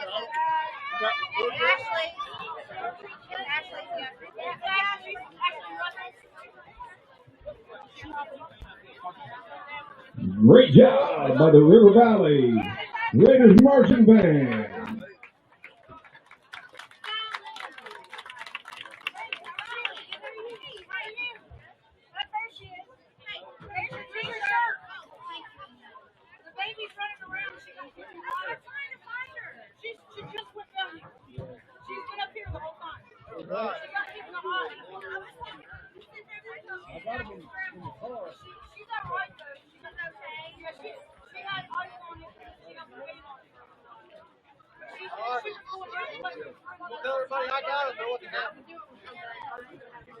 Now, ladies and gentlemen, your Symmes Valley Viking Marching Band.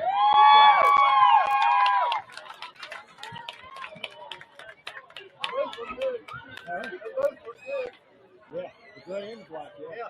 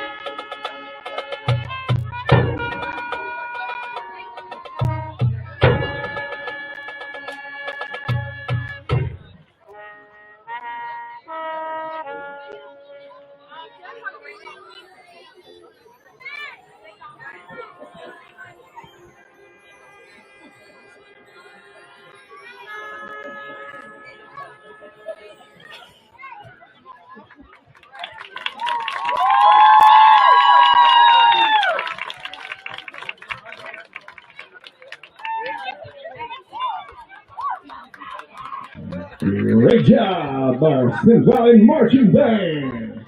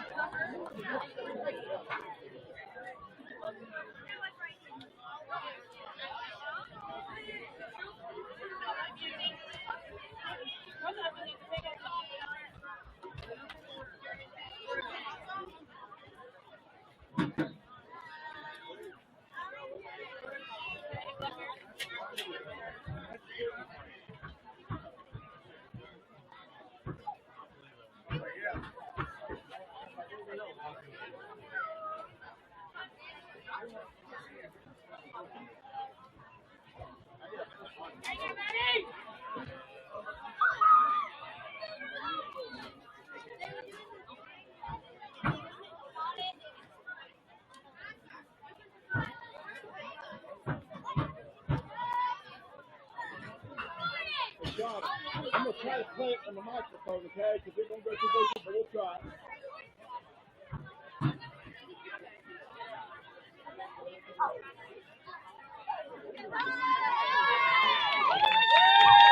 Welcome back, ladies and gentlemen, to Willowwood. We're going to turn it over here real quick to the Symmes Valley cheerleaders. Going to do a little dance here right before halftime is over. Yeah, John, I see this Symmes Valley team starting to come out. We got a pause here. Technical Little difficulties. technical difficulties. They're just going to have Mike Patterson sing the song, whatever it is. Mike, just sing it. They're working on it up here. Him and Lance Humphrey working on trying to get this song here. Here we go. All right, here are your Lady Viking or your Viking cheerleaders.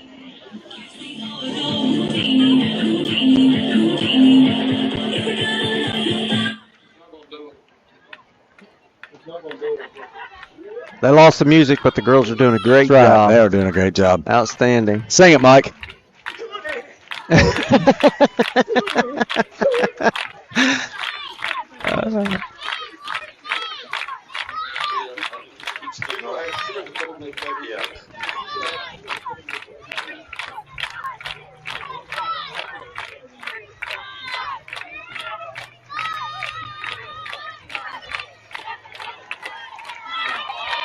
I guarantee you that was hard to do.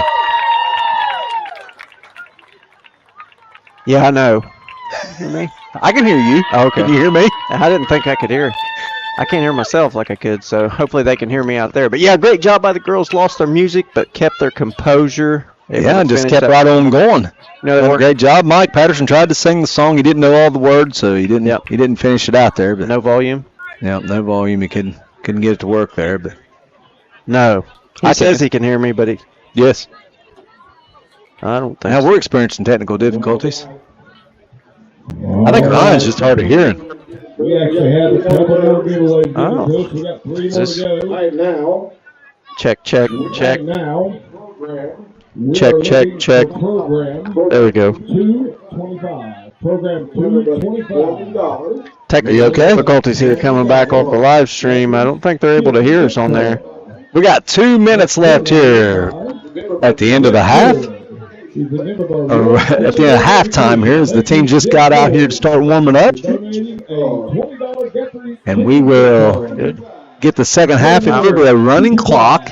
River Valley will receive the second half kickoff. Yeah, so you should have a running clock, as long as it stays above 30 points, which right now,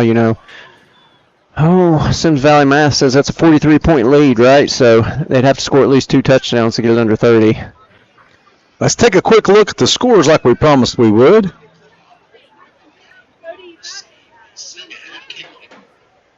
Let's see here. All right. We'll do a little refresh. At halftime, McNicholas 7, Ironton 6. In the third quarter,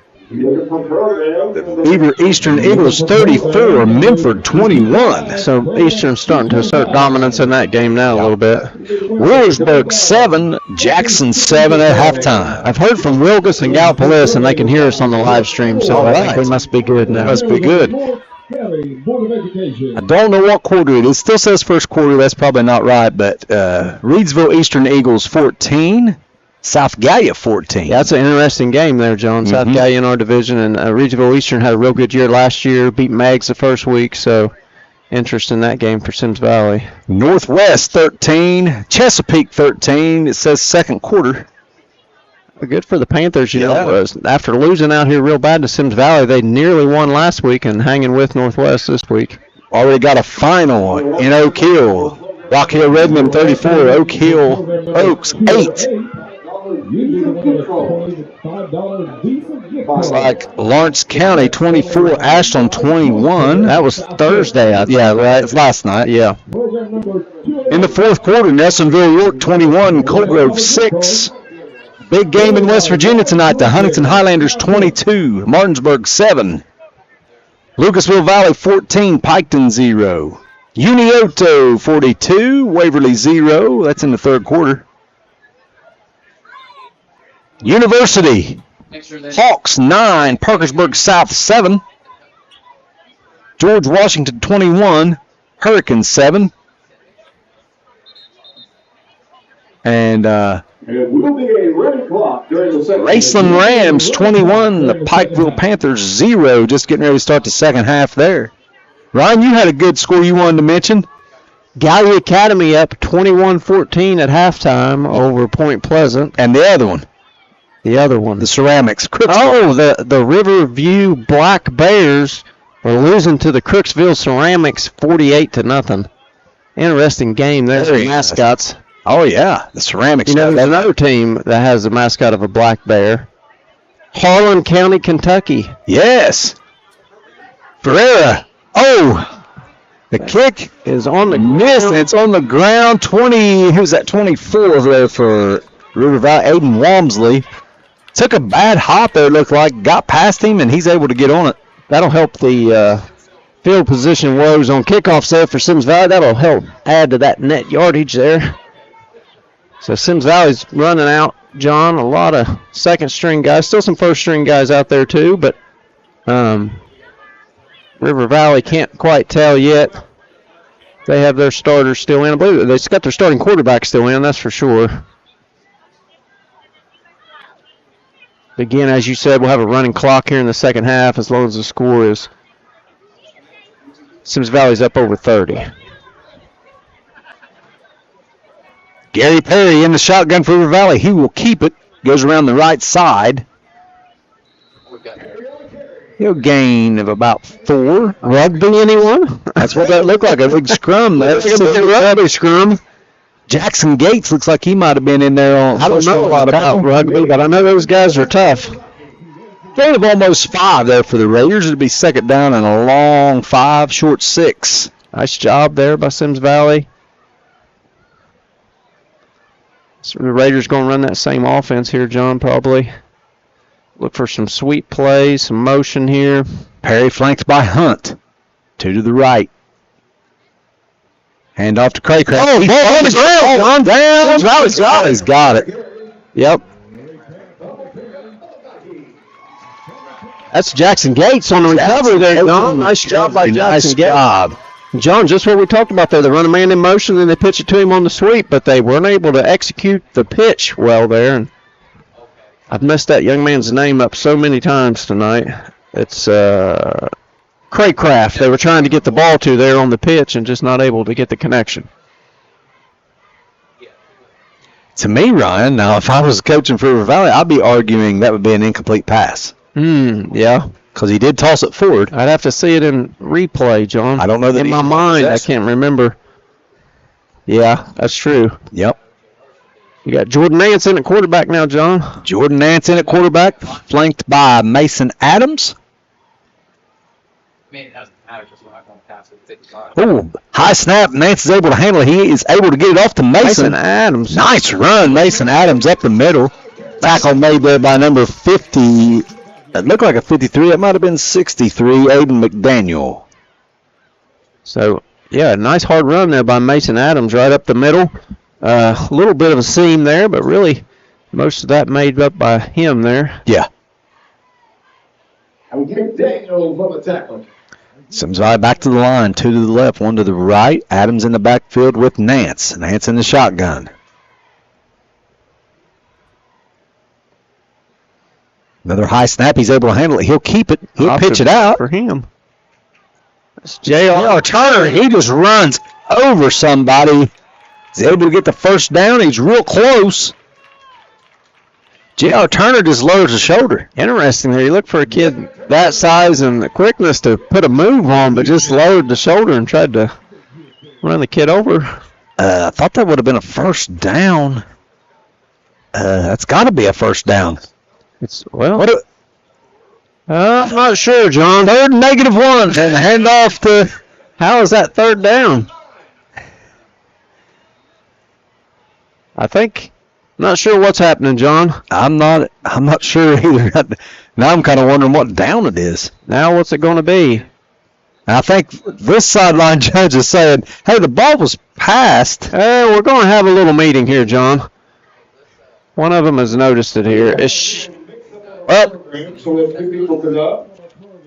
It should be second down and about 10 or 9 is what it should be. Right. Once they get to That's the what they do here. I can't believe nobody caught it even before that. So since we're talking about them, let's introduce them. Referee James Brown, umpire Andy Hagan, line judge Lou Bennett, head linesman Ralph Merritt, back judge Seth Finnegan, center judge Devin Walls.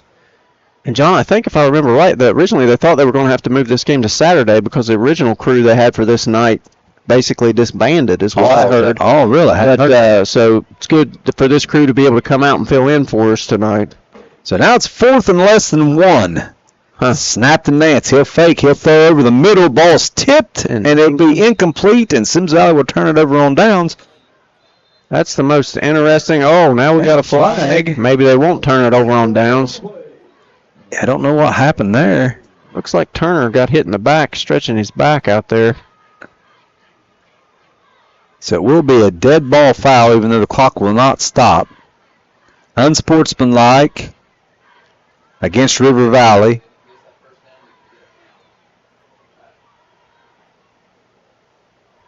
But if it's after the play, do they maintain possession though? Yeah, I think it'll. Maybe not, Ryan. That's a good question. We'll find out. We'll see if these guys know. I think because Unsportsmanlike. Dead ball situation there. With a winner of a Giovanni gift card. I believe it's going to be a first down Symmes Valley. Yep, Can't really complain if you're River Valley because... Yeah, they even took that boy, escorted him over to the sideline. Yeah. On that late hit. So Symmes Valley first and goal. Nance in the shotgun. Snap high again, but he's able to handle it. Fakes the handoff. He'll keep it. He's diving for the goal line. Can't quite get there. He is a little short. Not Second and goal. Nance looking for the trifecta here tonight. John already found the end zone 2 times on the receiving end.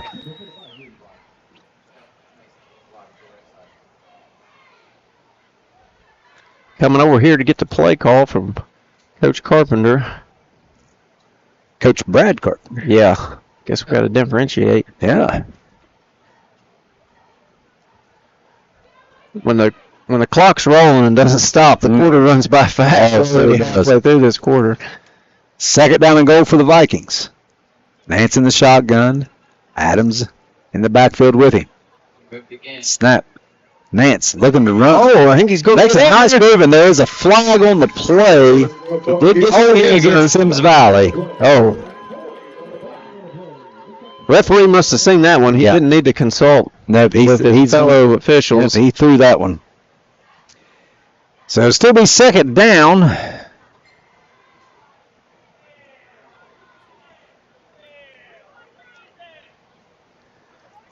I think we're getting some instruction here on the sideline for what the holding was about so we can get that corrected here. So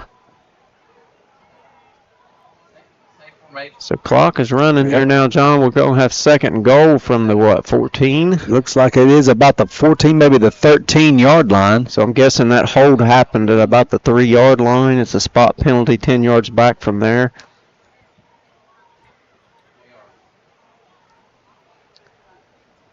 Play clock down to 15 and trying to get it in quick. Yep. They're going to have to hurry to the line. Have to hurry. Turbo. Yep. What's that button you'd push to run the lineman to the line? Yeah, but that's when the pro quarterbacks, they get up there, they go turbo. They want. Oh yeah. Intercepted. Nice interception. Got a return coming, and he's going to be gone. No one's going to catch him. That's Perry. Yep. That's going to be a pick six for probably 99 yards right there, close to the goal line. Just overshot his target a little bit there. And late flag. Late flag. 2 flags on the play. This may not stand. I'm not sure if that's on the return. The first one would have been on the return.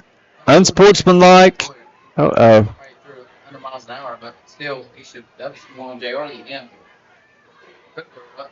So we got unsportsmanlike against River Valley here. The official is going over to the sideline here. He's just throwing somebody out of the game. Just had a fan thrown out. A fan or somebody's been thrown out of the game. So now you probably have to, unless that person leaves, on their own free will.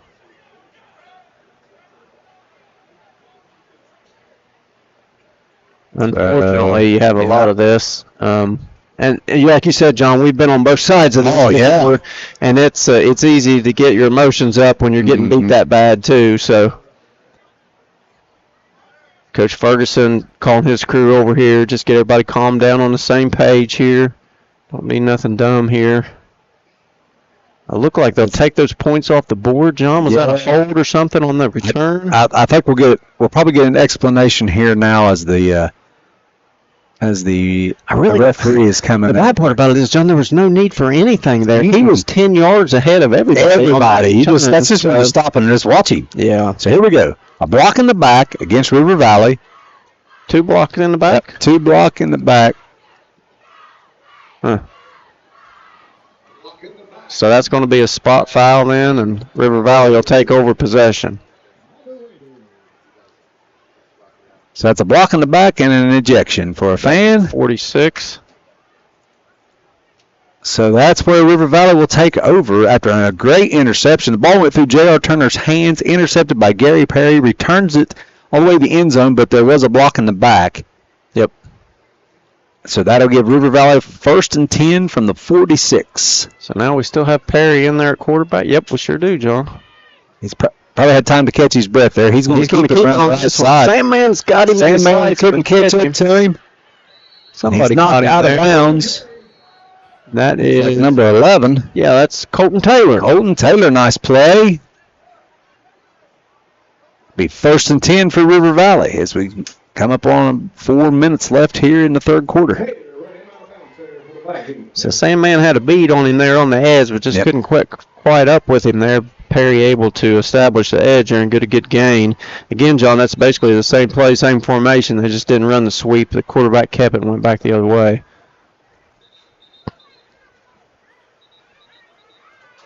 We've got a stoppage here on the sideline.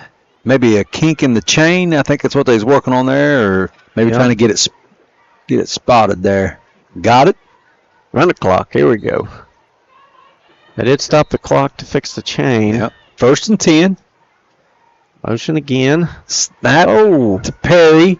He'll keep it. Nothing there. Reverse field. He's got a beat on him there. Not got some room. He's able to break a tackle, and he is in for the touchdown. River Valley. So Perry gets his touchdown back. Yep. And that'll make it 49-12 with 3:42 to go. Perry only a couple runs tonight, John, especially in the first quarter there, the broken play in the backfield where he was able to elude the rush and complete that pass, and then has had a couple runs. Athletic kid, agile. Nice. Extra point by Hurstman. Last time wasn't able to get a chance to kick it. It was a bad snap. Let's see if he can. See if they can get the snap this time. Snap is good. Hold is good. Kick is up and good. Right down the middle. That holder right there was number 11, Ethan Ganaway. And that'll make the score 49-13. Vikings ahead with 3:23 left here in the 3rd quarter. Yeah, well, that's from Remember the Titans, right? I think so. Agile. Well, I can't remember the rest of it, though. I can't either. But I will say, Remember the Titans. That was the movie me and my wife went on our first date. Is that right? That is exactly right. Oh, no wonder you guys made it. That's a great movie. You know what? That's how I won her over, the inspiration of that movie. I can tell you why I knew my wife liked me from the get-go is our first date, we went to see the Mothman movie. Probably one of the worst movies ever made. It was absolutely terrible. But we got along good, so from there. Worked out. Yeah. Oh, I love Remember the Titans. It could be, it's at least top 5 all-time movie. Great movie. Great movie. Mm-hmm. Hey, we're looking at some scores here. Outside of high school football, our Cincinnati Reds are down 5-4 at the end of the 7th inning. Really need a win tonight. And in the NFL, the LA Chargers 10, the Kansas City Chiefs 0. Interesting to see the Chiefs with 0. That they're deep in the 2nd quarter. Yeah, you're 10 minutes after halftime. Sao Paulo, Brazil. Yeah. Yep, I believe that's where it's at. There's a lot of people in Brazil, if you guys don't know. Yep, and I would love to see both of those NFL teams lose tonight. That is impossible. Only one of them can. So here we go. It's going to be a squibber. You know, Ashton Maynard will pick it up. Oh, He's looking for a hole. He's got one. Makes another man. weaving his way. He's coming Coming right into your living room. Makes another man miss. Breaks the tackle. Still on his feet. How many tackles Oh, can my. he break, John? Still on his feet. Oh, Great effort, Ashton Maynard. See if he turns it down to about the 44-yard line. And I think he's I'm cramping. pretty sure he's cramping. I'm pretty Yeah. sure I'd be cramping after that run. Yeah, that's a lot of back and forth. No, I would need an oxygen tank after that run. Oh, here's what was going to be my comment. I used to like the Chargers when they was in San Diego. Yeah. I kind of liked them when they were there. I don't like that moving to L.A. Yeah. And not a big fan of Harbaugh either. No, not a fan of Harbaugh at all. He's Any Harbaugh. strange dude. But, yeah, the Chargers, I mean, they had some. Oh, yeah, they had some fun teams. Tomlinson. Who was that quarterback they had when they went to the Super Bowl? Humphreys? Stan Humphreys. Humphrey. Yeah. Yes. Junior Seau. Wow, Yeah. he was awesome, too. Charger teams had some fun teams. Natron Means. Remember, Yep. Natron Means was really good on Tecmo, right? Yes, he was. Yeah. Yes. Oh, and I believe he is a UNC alum because I think he was one of the people they had at the game the other night. Oh, that's pretty cool. You know how they had all the, they had Jordan and Roy Williams was there and all these Lawrence Taylor's a UNC alum. I didn't know he went to UNC. I know. Yeah. He came, I mean, when he was popular, he was already in the NFL. When I can remember. I don't remember him. I didn't know college, he went of course. to UNC. Of course, all those people were sorely disappointed. And Oh, my, yes. That was a rough third quarter for the Tar Heels. well, I tell you, that quarterback for TCU, though, he could really sling it. Hoover. Said he's a former baseball guy and got hurt or something. Mhm. Man, he could really sling it. Vikings with the ball, Nance, in the shotgun. Flanked by Adams. Give it Big hole. Big hole for Adams. Adams makes a nice move outside. Nice run. Football down to about the 10, and we got a flag. Another flag here, but that's a nice run by Adams and a nice job by the line there, John. Big hole there for Adams to run through. Let's see who that's on. Was that a block in the back? I'm not sure. Yeah, that's what it was. Block in the Getting a back. flag happy here. It's a little I guess they're just trying kind of to late tighten it that up. too. Yeah. Well, and you've had some tempers, Yeah. kind of flare, so they're maybe trying to keep everybody. Need to tell our clock keeper here, the official does, to run that clock again because we've stopped it. Yep. There he goes. Yep. Still a first down right at the 20-yard line. So 1st and 10 from the 20. Nance gets the play in from the sideline from Coach Brad Carpenter. Mason Adams getting a lot of work here tonight. Like I said, John, in this second unit and looking good. And you see J.R. Turner out there too. These guys are going to be needed to, down the stretch here. Nice job on the line up there too.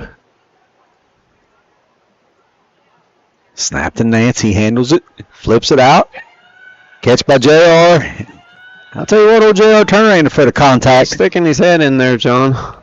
Gain of about 3. Be 2nd down and 7 for the Vikings. So again, John, that's just like a long handoff. We've talked about it before. Out in the flat, get your athlete the ball out in space, see if he can make a play. Turner there trying to lower the boom. Picked up a couple.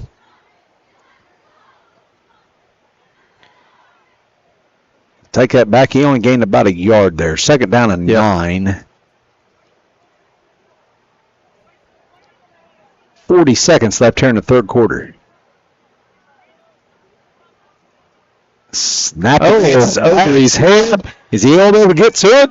He was able to recover it. It was a foot race to it between him and number 3 there, Jordan Neal, but Nance able to recover. Loss of about 18 yards on the play. Now I'll take that back, make it about 15 yards. So now it's going to be 3rd and about 25.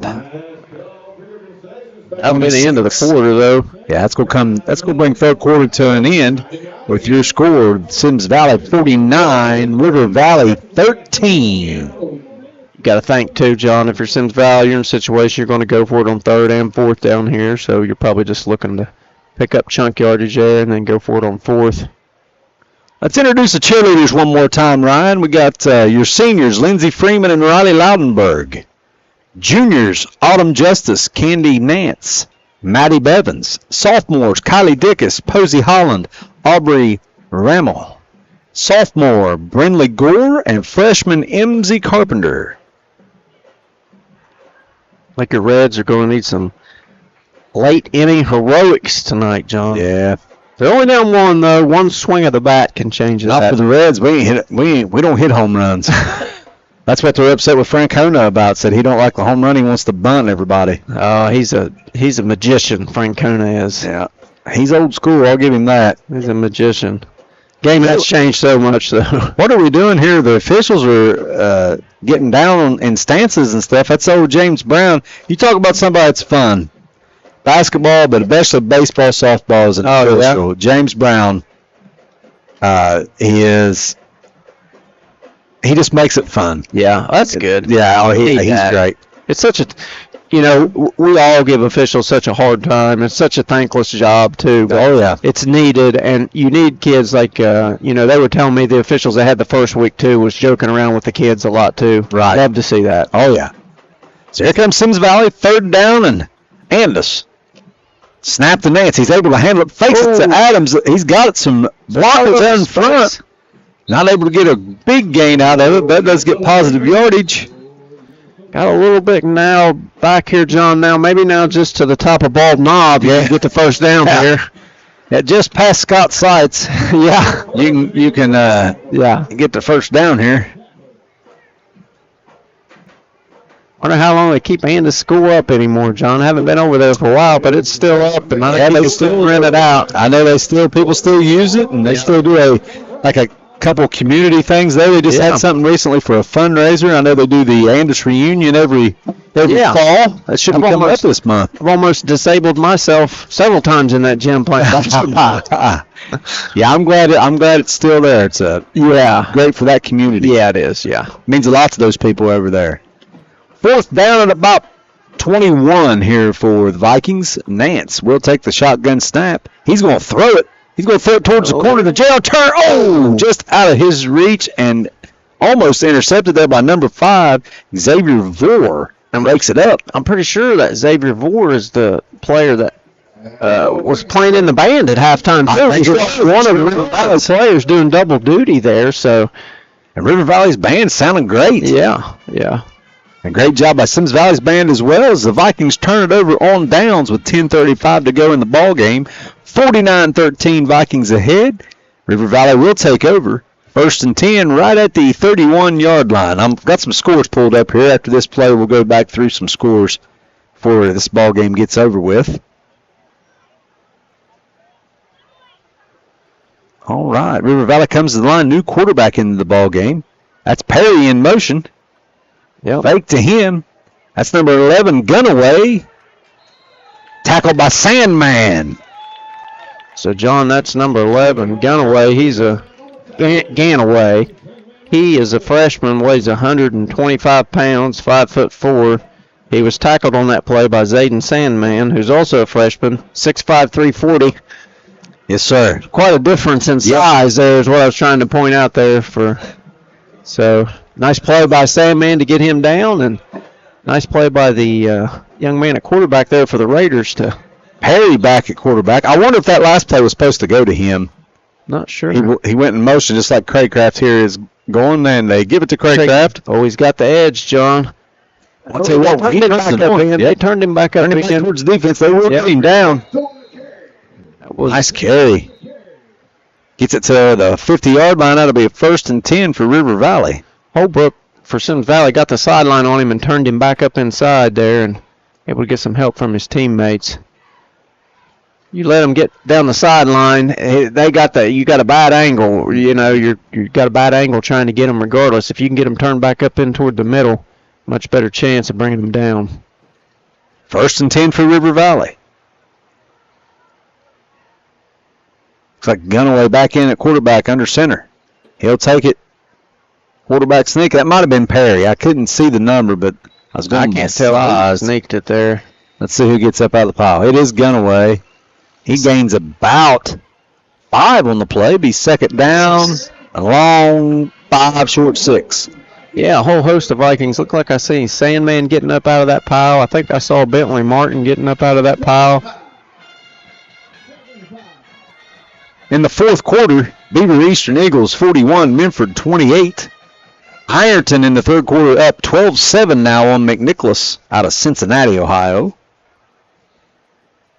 Second down and 6 here for River Valley. Craycraft in motion. The handoff is to him from Gunaway. He'll turn it up. Oh, uh-oh. Couple missed tackles and he's gone. He hit a seam there, John, and he's coming up. I bet he's cramping. Got a cramp. Yep, I bet he's cramping. No flags. That'll be a touchdown for River Valley. Craycraft does have some explosive about him, John. When he hits a hole, he's exploding up through there. They just haven't been able to get him the ball in space enough tonight, so we're going to have a clock stoppage here to go out there and maybe get some electrolytes in him and get that stretched out there. Hopefully just a cramp. Yeah, that's all it looks like there. They're trying to push on him some, and then here comes the training staff here for River Valley. Let's get some more scores. Third quarter, Jackson Ironmen 7, Willersburg Pirates 7. That's a good game too, John. It would be a good game to be at. Well, Northwest has pulled ahead. They're up 34-21 over Chesapeake. So Chesapeake again give a fight, but just look like going to come up a little short there at the end again. Let's see. Your Reedsville Eastern Eagles 14, South Gallia 14. Another good game. Yeah, we don't know where that's at. It says first quarter on here, so it's later than that. Yeah. So we talked about earlier, Rock Hill wins tonight against Oak Hill as we go to the extra point from Hirschman. This is no good. Good. It's good. Must have squeaked it through that left side. Squeaked it through that left side. So with 7:34 left in the ball game, Symmes Valley 49, River Valley 20, and that will stop the running clock. Oh, that's correct. Yeah. So your running clock will stop. And we talked about that. They scored twice, and the running clock will stop. So final in Nelsonville, York 34, Colgrove 6. The game, it was close for a while, John, but I heard Nelsonville was really good. So in the fourth quarter, Lucasville Valley 17, Piketon 7. Let's see, Unioto 49, Waverly 6. That's a final. Capital Cougars out of Charleston, West Virginia, 14. Cabell Midland 7 at the half. So many things have changed in our lifetime, John. But remember, we were in high school and right out of high school. Capital, they used to be a power. Oh yeah, they used to just throttle everybody. South Charleston as well. Those two schools haven't won a whole lot in the last few years, but they've had years where they were just dominant. Well, we've talked about this probably before, but it was always a get home, from a football game back when we were in school. Football games started at 7:30, so you had to kind of almost hurry to get back home to catch the Friday Night Lights. On WSAZ as River Valley gets ready to kick back off here. Being onside, John. A little squibber. They're just squibbing it. Symmes Valley has their hands team in. They got a bunch of starters out there. Maynard's coming up the middle. Well, the running clock back on. It's number 12 catches him. Yep. Late return there, though, by Asher Maynard. Big return. Symmes Valley will have it first down and 10, just outside the 10. But we were talking, rush home to watch the highlights of DuPont. Oh, yeah. Yeah. Watched Randy Moss highlights when we were grade school and junior high there. And it was always had to see what Randy Moss and Jason Williams done. Yeah, I love to see their basketball highlights. Oh, yeah. Jason Williams, just a phenomenal basketball player. Yeah. Yeah, and he was the quarterback of those DuPont teams. Yeah. It's crazy. Yeah. Crazy. What would that school would that be now? They're consolidated into something. Yeah, I don't know. DuPont. Not sure what that's I'm not sure. I don't know. First and 10 for Symmes Valley. Nance flanked by Adams. River Valley bringing some pressure here. Handoff is to Adams. Adams. A tackle. Yep, nice move by Mason Adams. River Valley brought pressure up the middle there, and it got home, but Mason Adams able to shift out of it. Yep. Nice run there by Mason. He's second down and about 3 for the Vikings. Your Symmes Valley, you want to score here, but you also probably want to run to keep that clock moving now, too.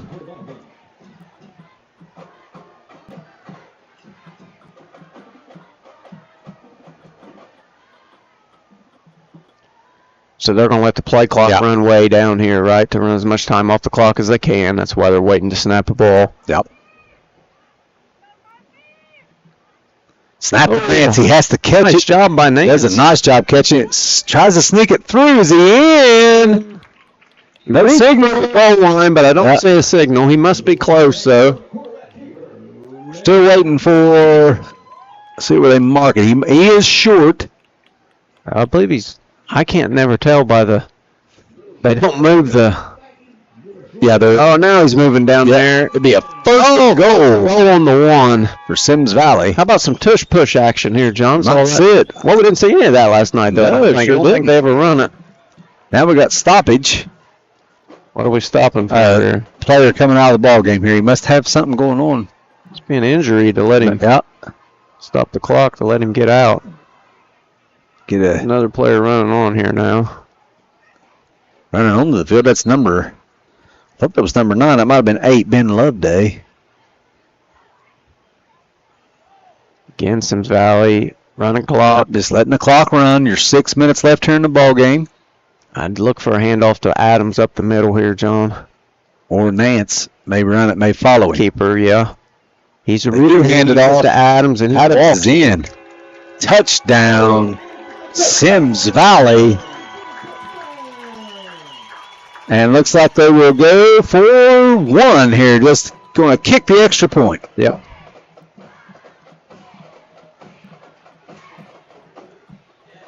And the running clock is back on. Back on now here. See if the defense can shut them down the rest of this game. So, John, Symmes Valley, we've talked about a lot tonight. You want to take care of business tonight. Look like they're going to be able to do that for the most part.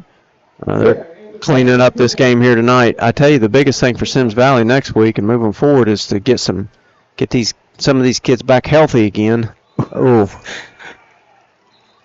We had a melee on the extra point. Snap was good, but River Valley was able to get through pretty quick, and the kids were so close they started turning away from getting kicked for football. Yeah. So 5:15 left to go in the ball game. Symmes Valley 55, River Valley 20. Yeah, I think there's I said when we played Chesapeake the first game, I said this is a measuring game to see where we're at, and we passed that test with flying colors. Last week was a measuring game at Meg's to see just how good we really could be, and they passed that test too. I think next week against South Point here at home, I think South Point, depending on, how some of these other teams South Point's played, Eastern beat them early in the year, you would think it's another measuring stick game for Symmes Valley. Are you going to be able to compete for the conference title, right? Are you really going to be able to get a good position in the playoffs, maybe get a home playoff game? All of those things are on the line. And your undefeated season at this point, too. You win 3 games, 3-0, you're going to hit that mark. I'd love to have a home playoff game. I'd love to come here and call one. Yeah, it'd be great. Yep. It's been a few years since we've had a home playoff game. I think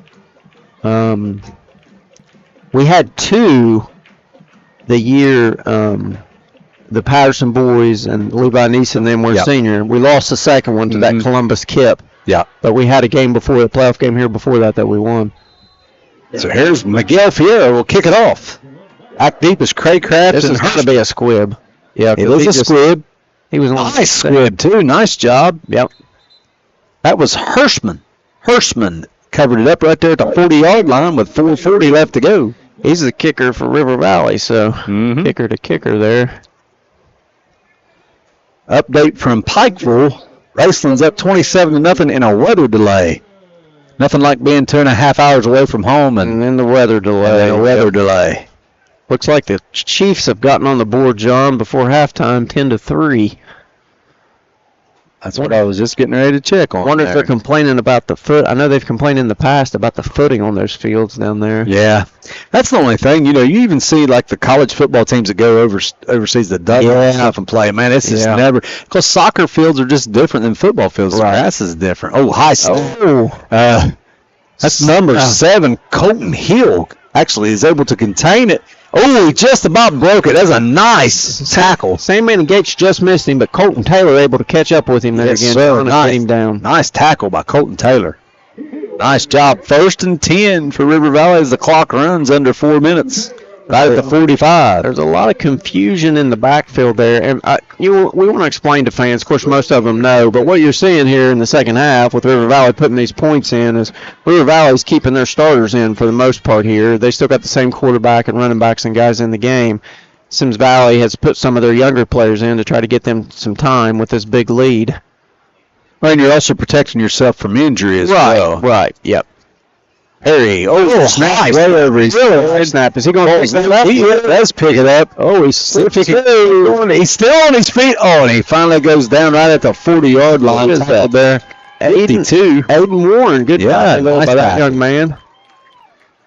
Sandman almost had him, but Warren able to pull it down. Forward progress will take him out to about the... That was a high snap, John. We're talking Yeah. top of Holderby Hill up there. Yeah. Oh, wait, I'm sorry. It's not Holderby Hill anymore. It's Wilson Hill. Oh, did you change it, eh? Yeah, well, there's no Holderbys left anymore. Yeah. Right at about the 43-yard line for River Valley. 2nd down at about 22. 2:40 left in the ball game. See, they Snap. Perry. He's going to Symmes keep Valley's got penetration, but they can't get him down. Get him down, and he breaks the tackle, and he's gone right down the sideline. That'll be a touchdown, Gary Perry for River Valley. Getting some padding on his stats here again. That's yeah. Stop the running clock again, John. I tell you, 2:21.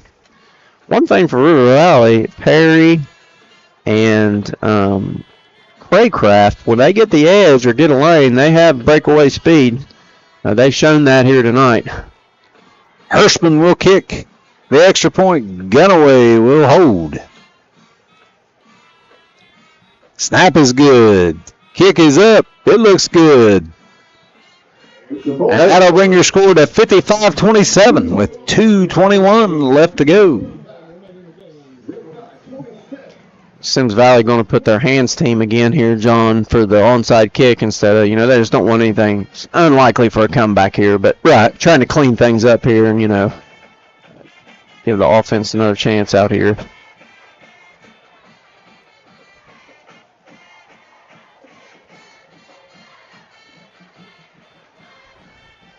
So, John, I don't know. River Valley's schedule is about to get tough because they're in the TVC and they'll play Mags and some of those schools in the TVC. So, of course, they've played a pretty tough schedule so far too. You think probably when they make the schedule, they think South Galley and Symmes Valley is two teams they want to play, smaller schools. But South Galley and Symmes Valley both have good squads this year. So, but I hope we keep this game. River Valley is a good school for Symmes Valley to play, even though they're bigger. It's a close school, relatively close, not too far away, just one county away. So there were years there where we didn't play this game, but I think we've played them 3 or 4 years in a row. Well, I mean, if you really go back, River Valley was in the old Kiger Creek School at one time. Yeah. And that's an old rival, Symmes Valley from the SVAC days. Yeah. And even though, that's more schools put together at River Valley than just Kiger Creek. But, so I would love to see us keep playing them. I just think it's good. I think, we play enough people down in the Scioto County area. Was that one going to go 10 yards? Yeah, that does go 10 yards and goes out of bounds. Yep. And Symmes Valley, there is a flag because you kick it out of bounds. That's right. Symmes Valley will take the spot. Nice job there on the edge, too, I'll say on that, John. I think that's Brammer again there. He wasn't able to recover it, but he put a block on the River Valley player to keep him from being able to get to the football there. So then you let it go out of bounds, which, like you said, is a penalty. You can't kick it out of bounds on a kickoff. So they're talking about it for some reason, though. What are they doing? No flag. They're saying he recovered it in bounds?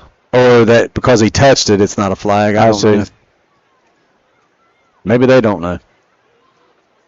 I don't think it's that big a deal at this point in the game. So it'll be 1st and 10 for Symmes Valley at the 45-yard line. I'm trying to see who's at center here for the Vikings. Is it 75? Or is it Sandman? It's Sandman now. Sandman. I don't think it was him before, but it is Sandman now. Nance in the shotgun, flanked by Adams. 2 to the left, 1 to the right. John, that's an important position for next year's team because Tucker Ross mans that now, and he'll be gone next year. Snap. Hand to Adams. Nice little run. Gain of about 2. Nice run up the middle. I think, John, just a few plays here, maybe 1 first down would end this game. Unless River Valley decides to take their timeouts, which I would not think they would in this situation. Under 2 minutes left in the ball game. We got college action tomorrow, John. Yeah, the Buckeyes finally going to get a little, maybe one that's not maybe as stressful as it has the last 6. Yeah, playing Grambling tomorrow, right? Yep, and the whole reason they're playing them is UConn dropped us. Oh, I see. And that's the only game they could find to replace it. Here comes a blitz. Yep. Oh. Adams not able to find much. And then, it's Nance keeps it. I thought Adams had it. Yeah, did. Nice fake by Nance. He's able to get about 3 yards, maybe 4. Going to bring up 3rd and 5. Another big game tomorrow in our area up the road in Athens. You got the West Virginia Mountaineers coming to Athens, which I don't know that that's ever happened before. It's been a long time if it's happened. You're right, yeah. Yeah, so and that's a great game to be able to watch. Yeah, you got former Ironton Tiger Reed Carrico, plays for West Virginia now, coming back close to home, so he probably have a lot of family and friends coming up to that game, I bet. So that should be an interesting ball game because Ohio has played great the last 2 weeks. Yeah, Ohio has a really good squad. I think last year they were right up there trying to win the MAC and look to be back there again this year. River Valley blitzing again. Mason Adams able to break through, get the first down, and that should do it. Right at the 40-yard line, 1st and 10. And that should, let's see when they start the play clock. I don't know why the clock is stopped. Well, first down. Oh, that's right. Yeah, that's right, yes. Now the clock has started, and it's right on the play clock, so that should be it. I think that'll probably do it, John. So that's going to be your final score. Symmes Valley 55. I don't imagine they'll run another play. We'll see here. They might just kneel on it to be sure. 55-27, Symmes Valley getting out of here with a win, and you got your backups a lot of time here tonight, Ryan. Oh yeah, and you give these starters some break too. We talked about it before. A lot of these kids on Symmes Valley have to play both ways, and yeah. Let's see if they go ahead and snap it and kneel on it. Looks like they will. Snap is to Nance. He's going to step back and just kneel on it. I thought he was going to throw it there for a second. Yeah, and that will do it. Officially, final score, Symmes Valley 55, River Valley 27. Ryan, a little rough start for Symmes Valley, but then they really smoothed out and got it going. Yeah, and I think, John, it's a good game. It'll be a good teaching game now for these coaches can go over turning the ball over this week and trying to prevent that from happening. Because when you're playing a really good team on the other side, and next week, I think in South Point, I don't think you can turn the ball over like that and win the game. So something they can work on this week in practice. But, hey, anytime you're 3-0 and you win a game, you ought to be happy with it. So Symmes Valley with another win here tonight. Had a great start to the season for the Vikings. And another great night for the offense and a good night for the defense as well. I know they did score several points, but that was all pretty much in the second half. Yeah. And defense tonight, especially Tucker Ross, looked dominant in the first half. He really clogged up that middle, made a lot of plays for him. And then, Carpenter was throwing the ball, Maynard running it, Jackson Fields with maybe the best catch he'll have all year. Yep. That didn't really mean much in a game, but just a phenomenal play. Phenomenal play. Yeah. So Symmes Valley will welcome the South Point Pointers in here next week. Me and Ryan will be right back here if the good Lord's willing. And we'll call the game right here in Willowwood. So, for Ryan Wilson, I'm John Sharp. Thanks for tuning in. Hey, look up these people that are sponsoring this football field and doing sponsors for the athletic department out here. We sure do appreciate them. Can't mention them enough. Thanks for tuning in. I'm John Sharp, as always with Ryan Wilson. Good night, everybody. Godspeed and go Vikings.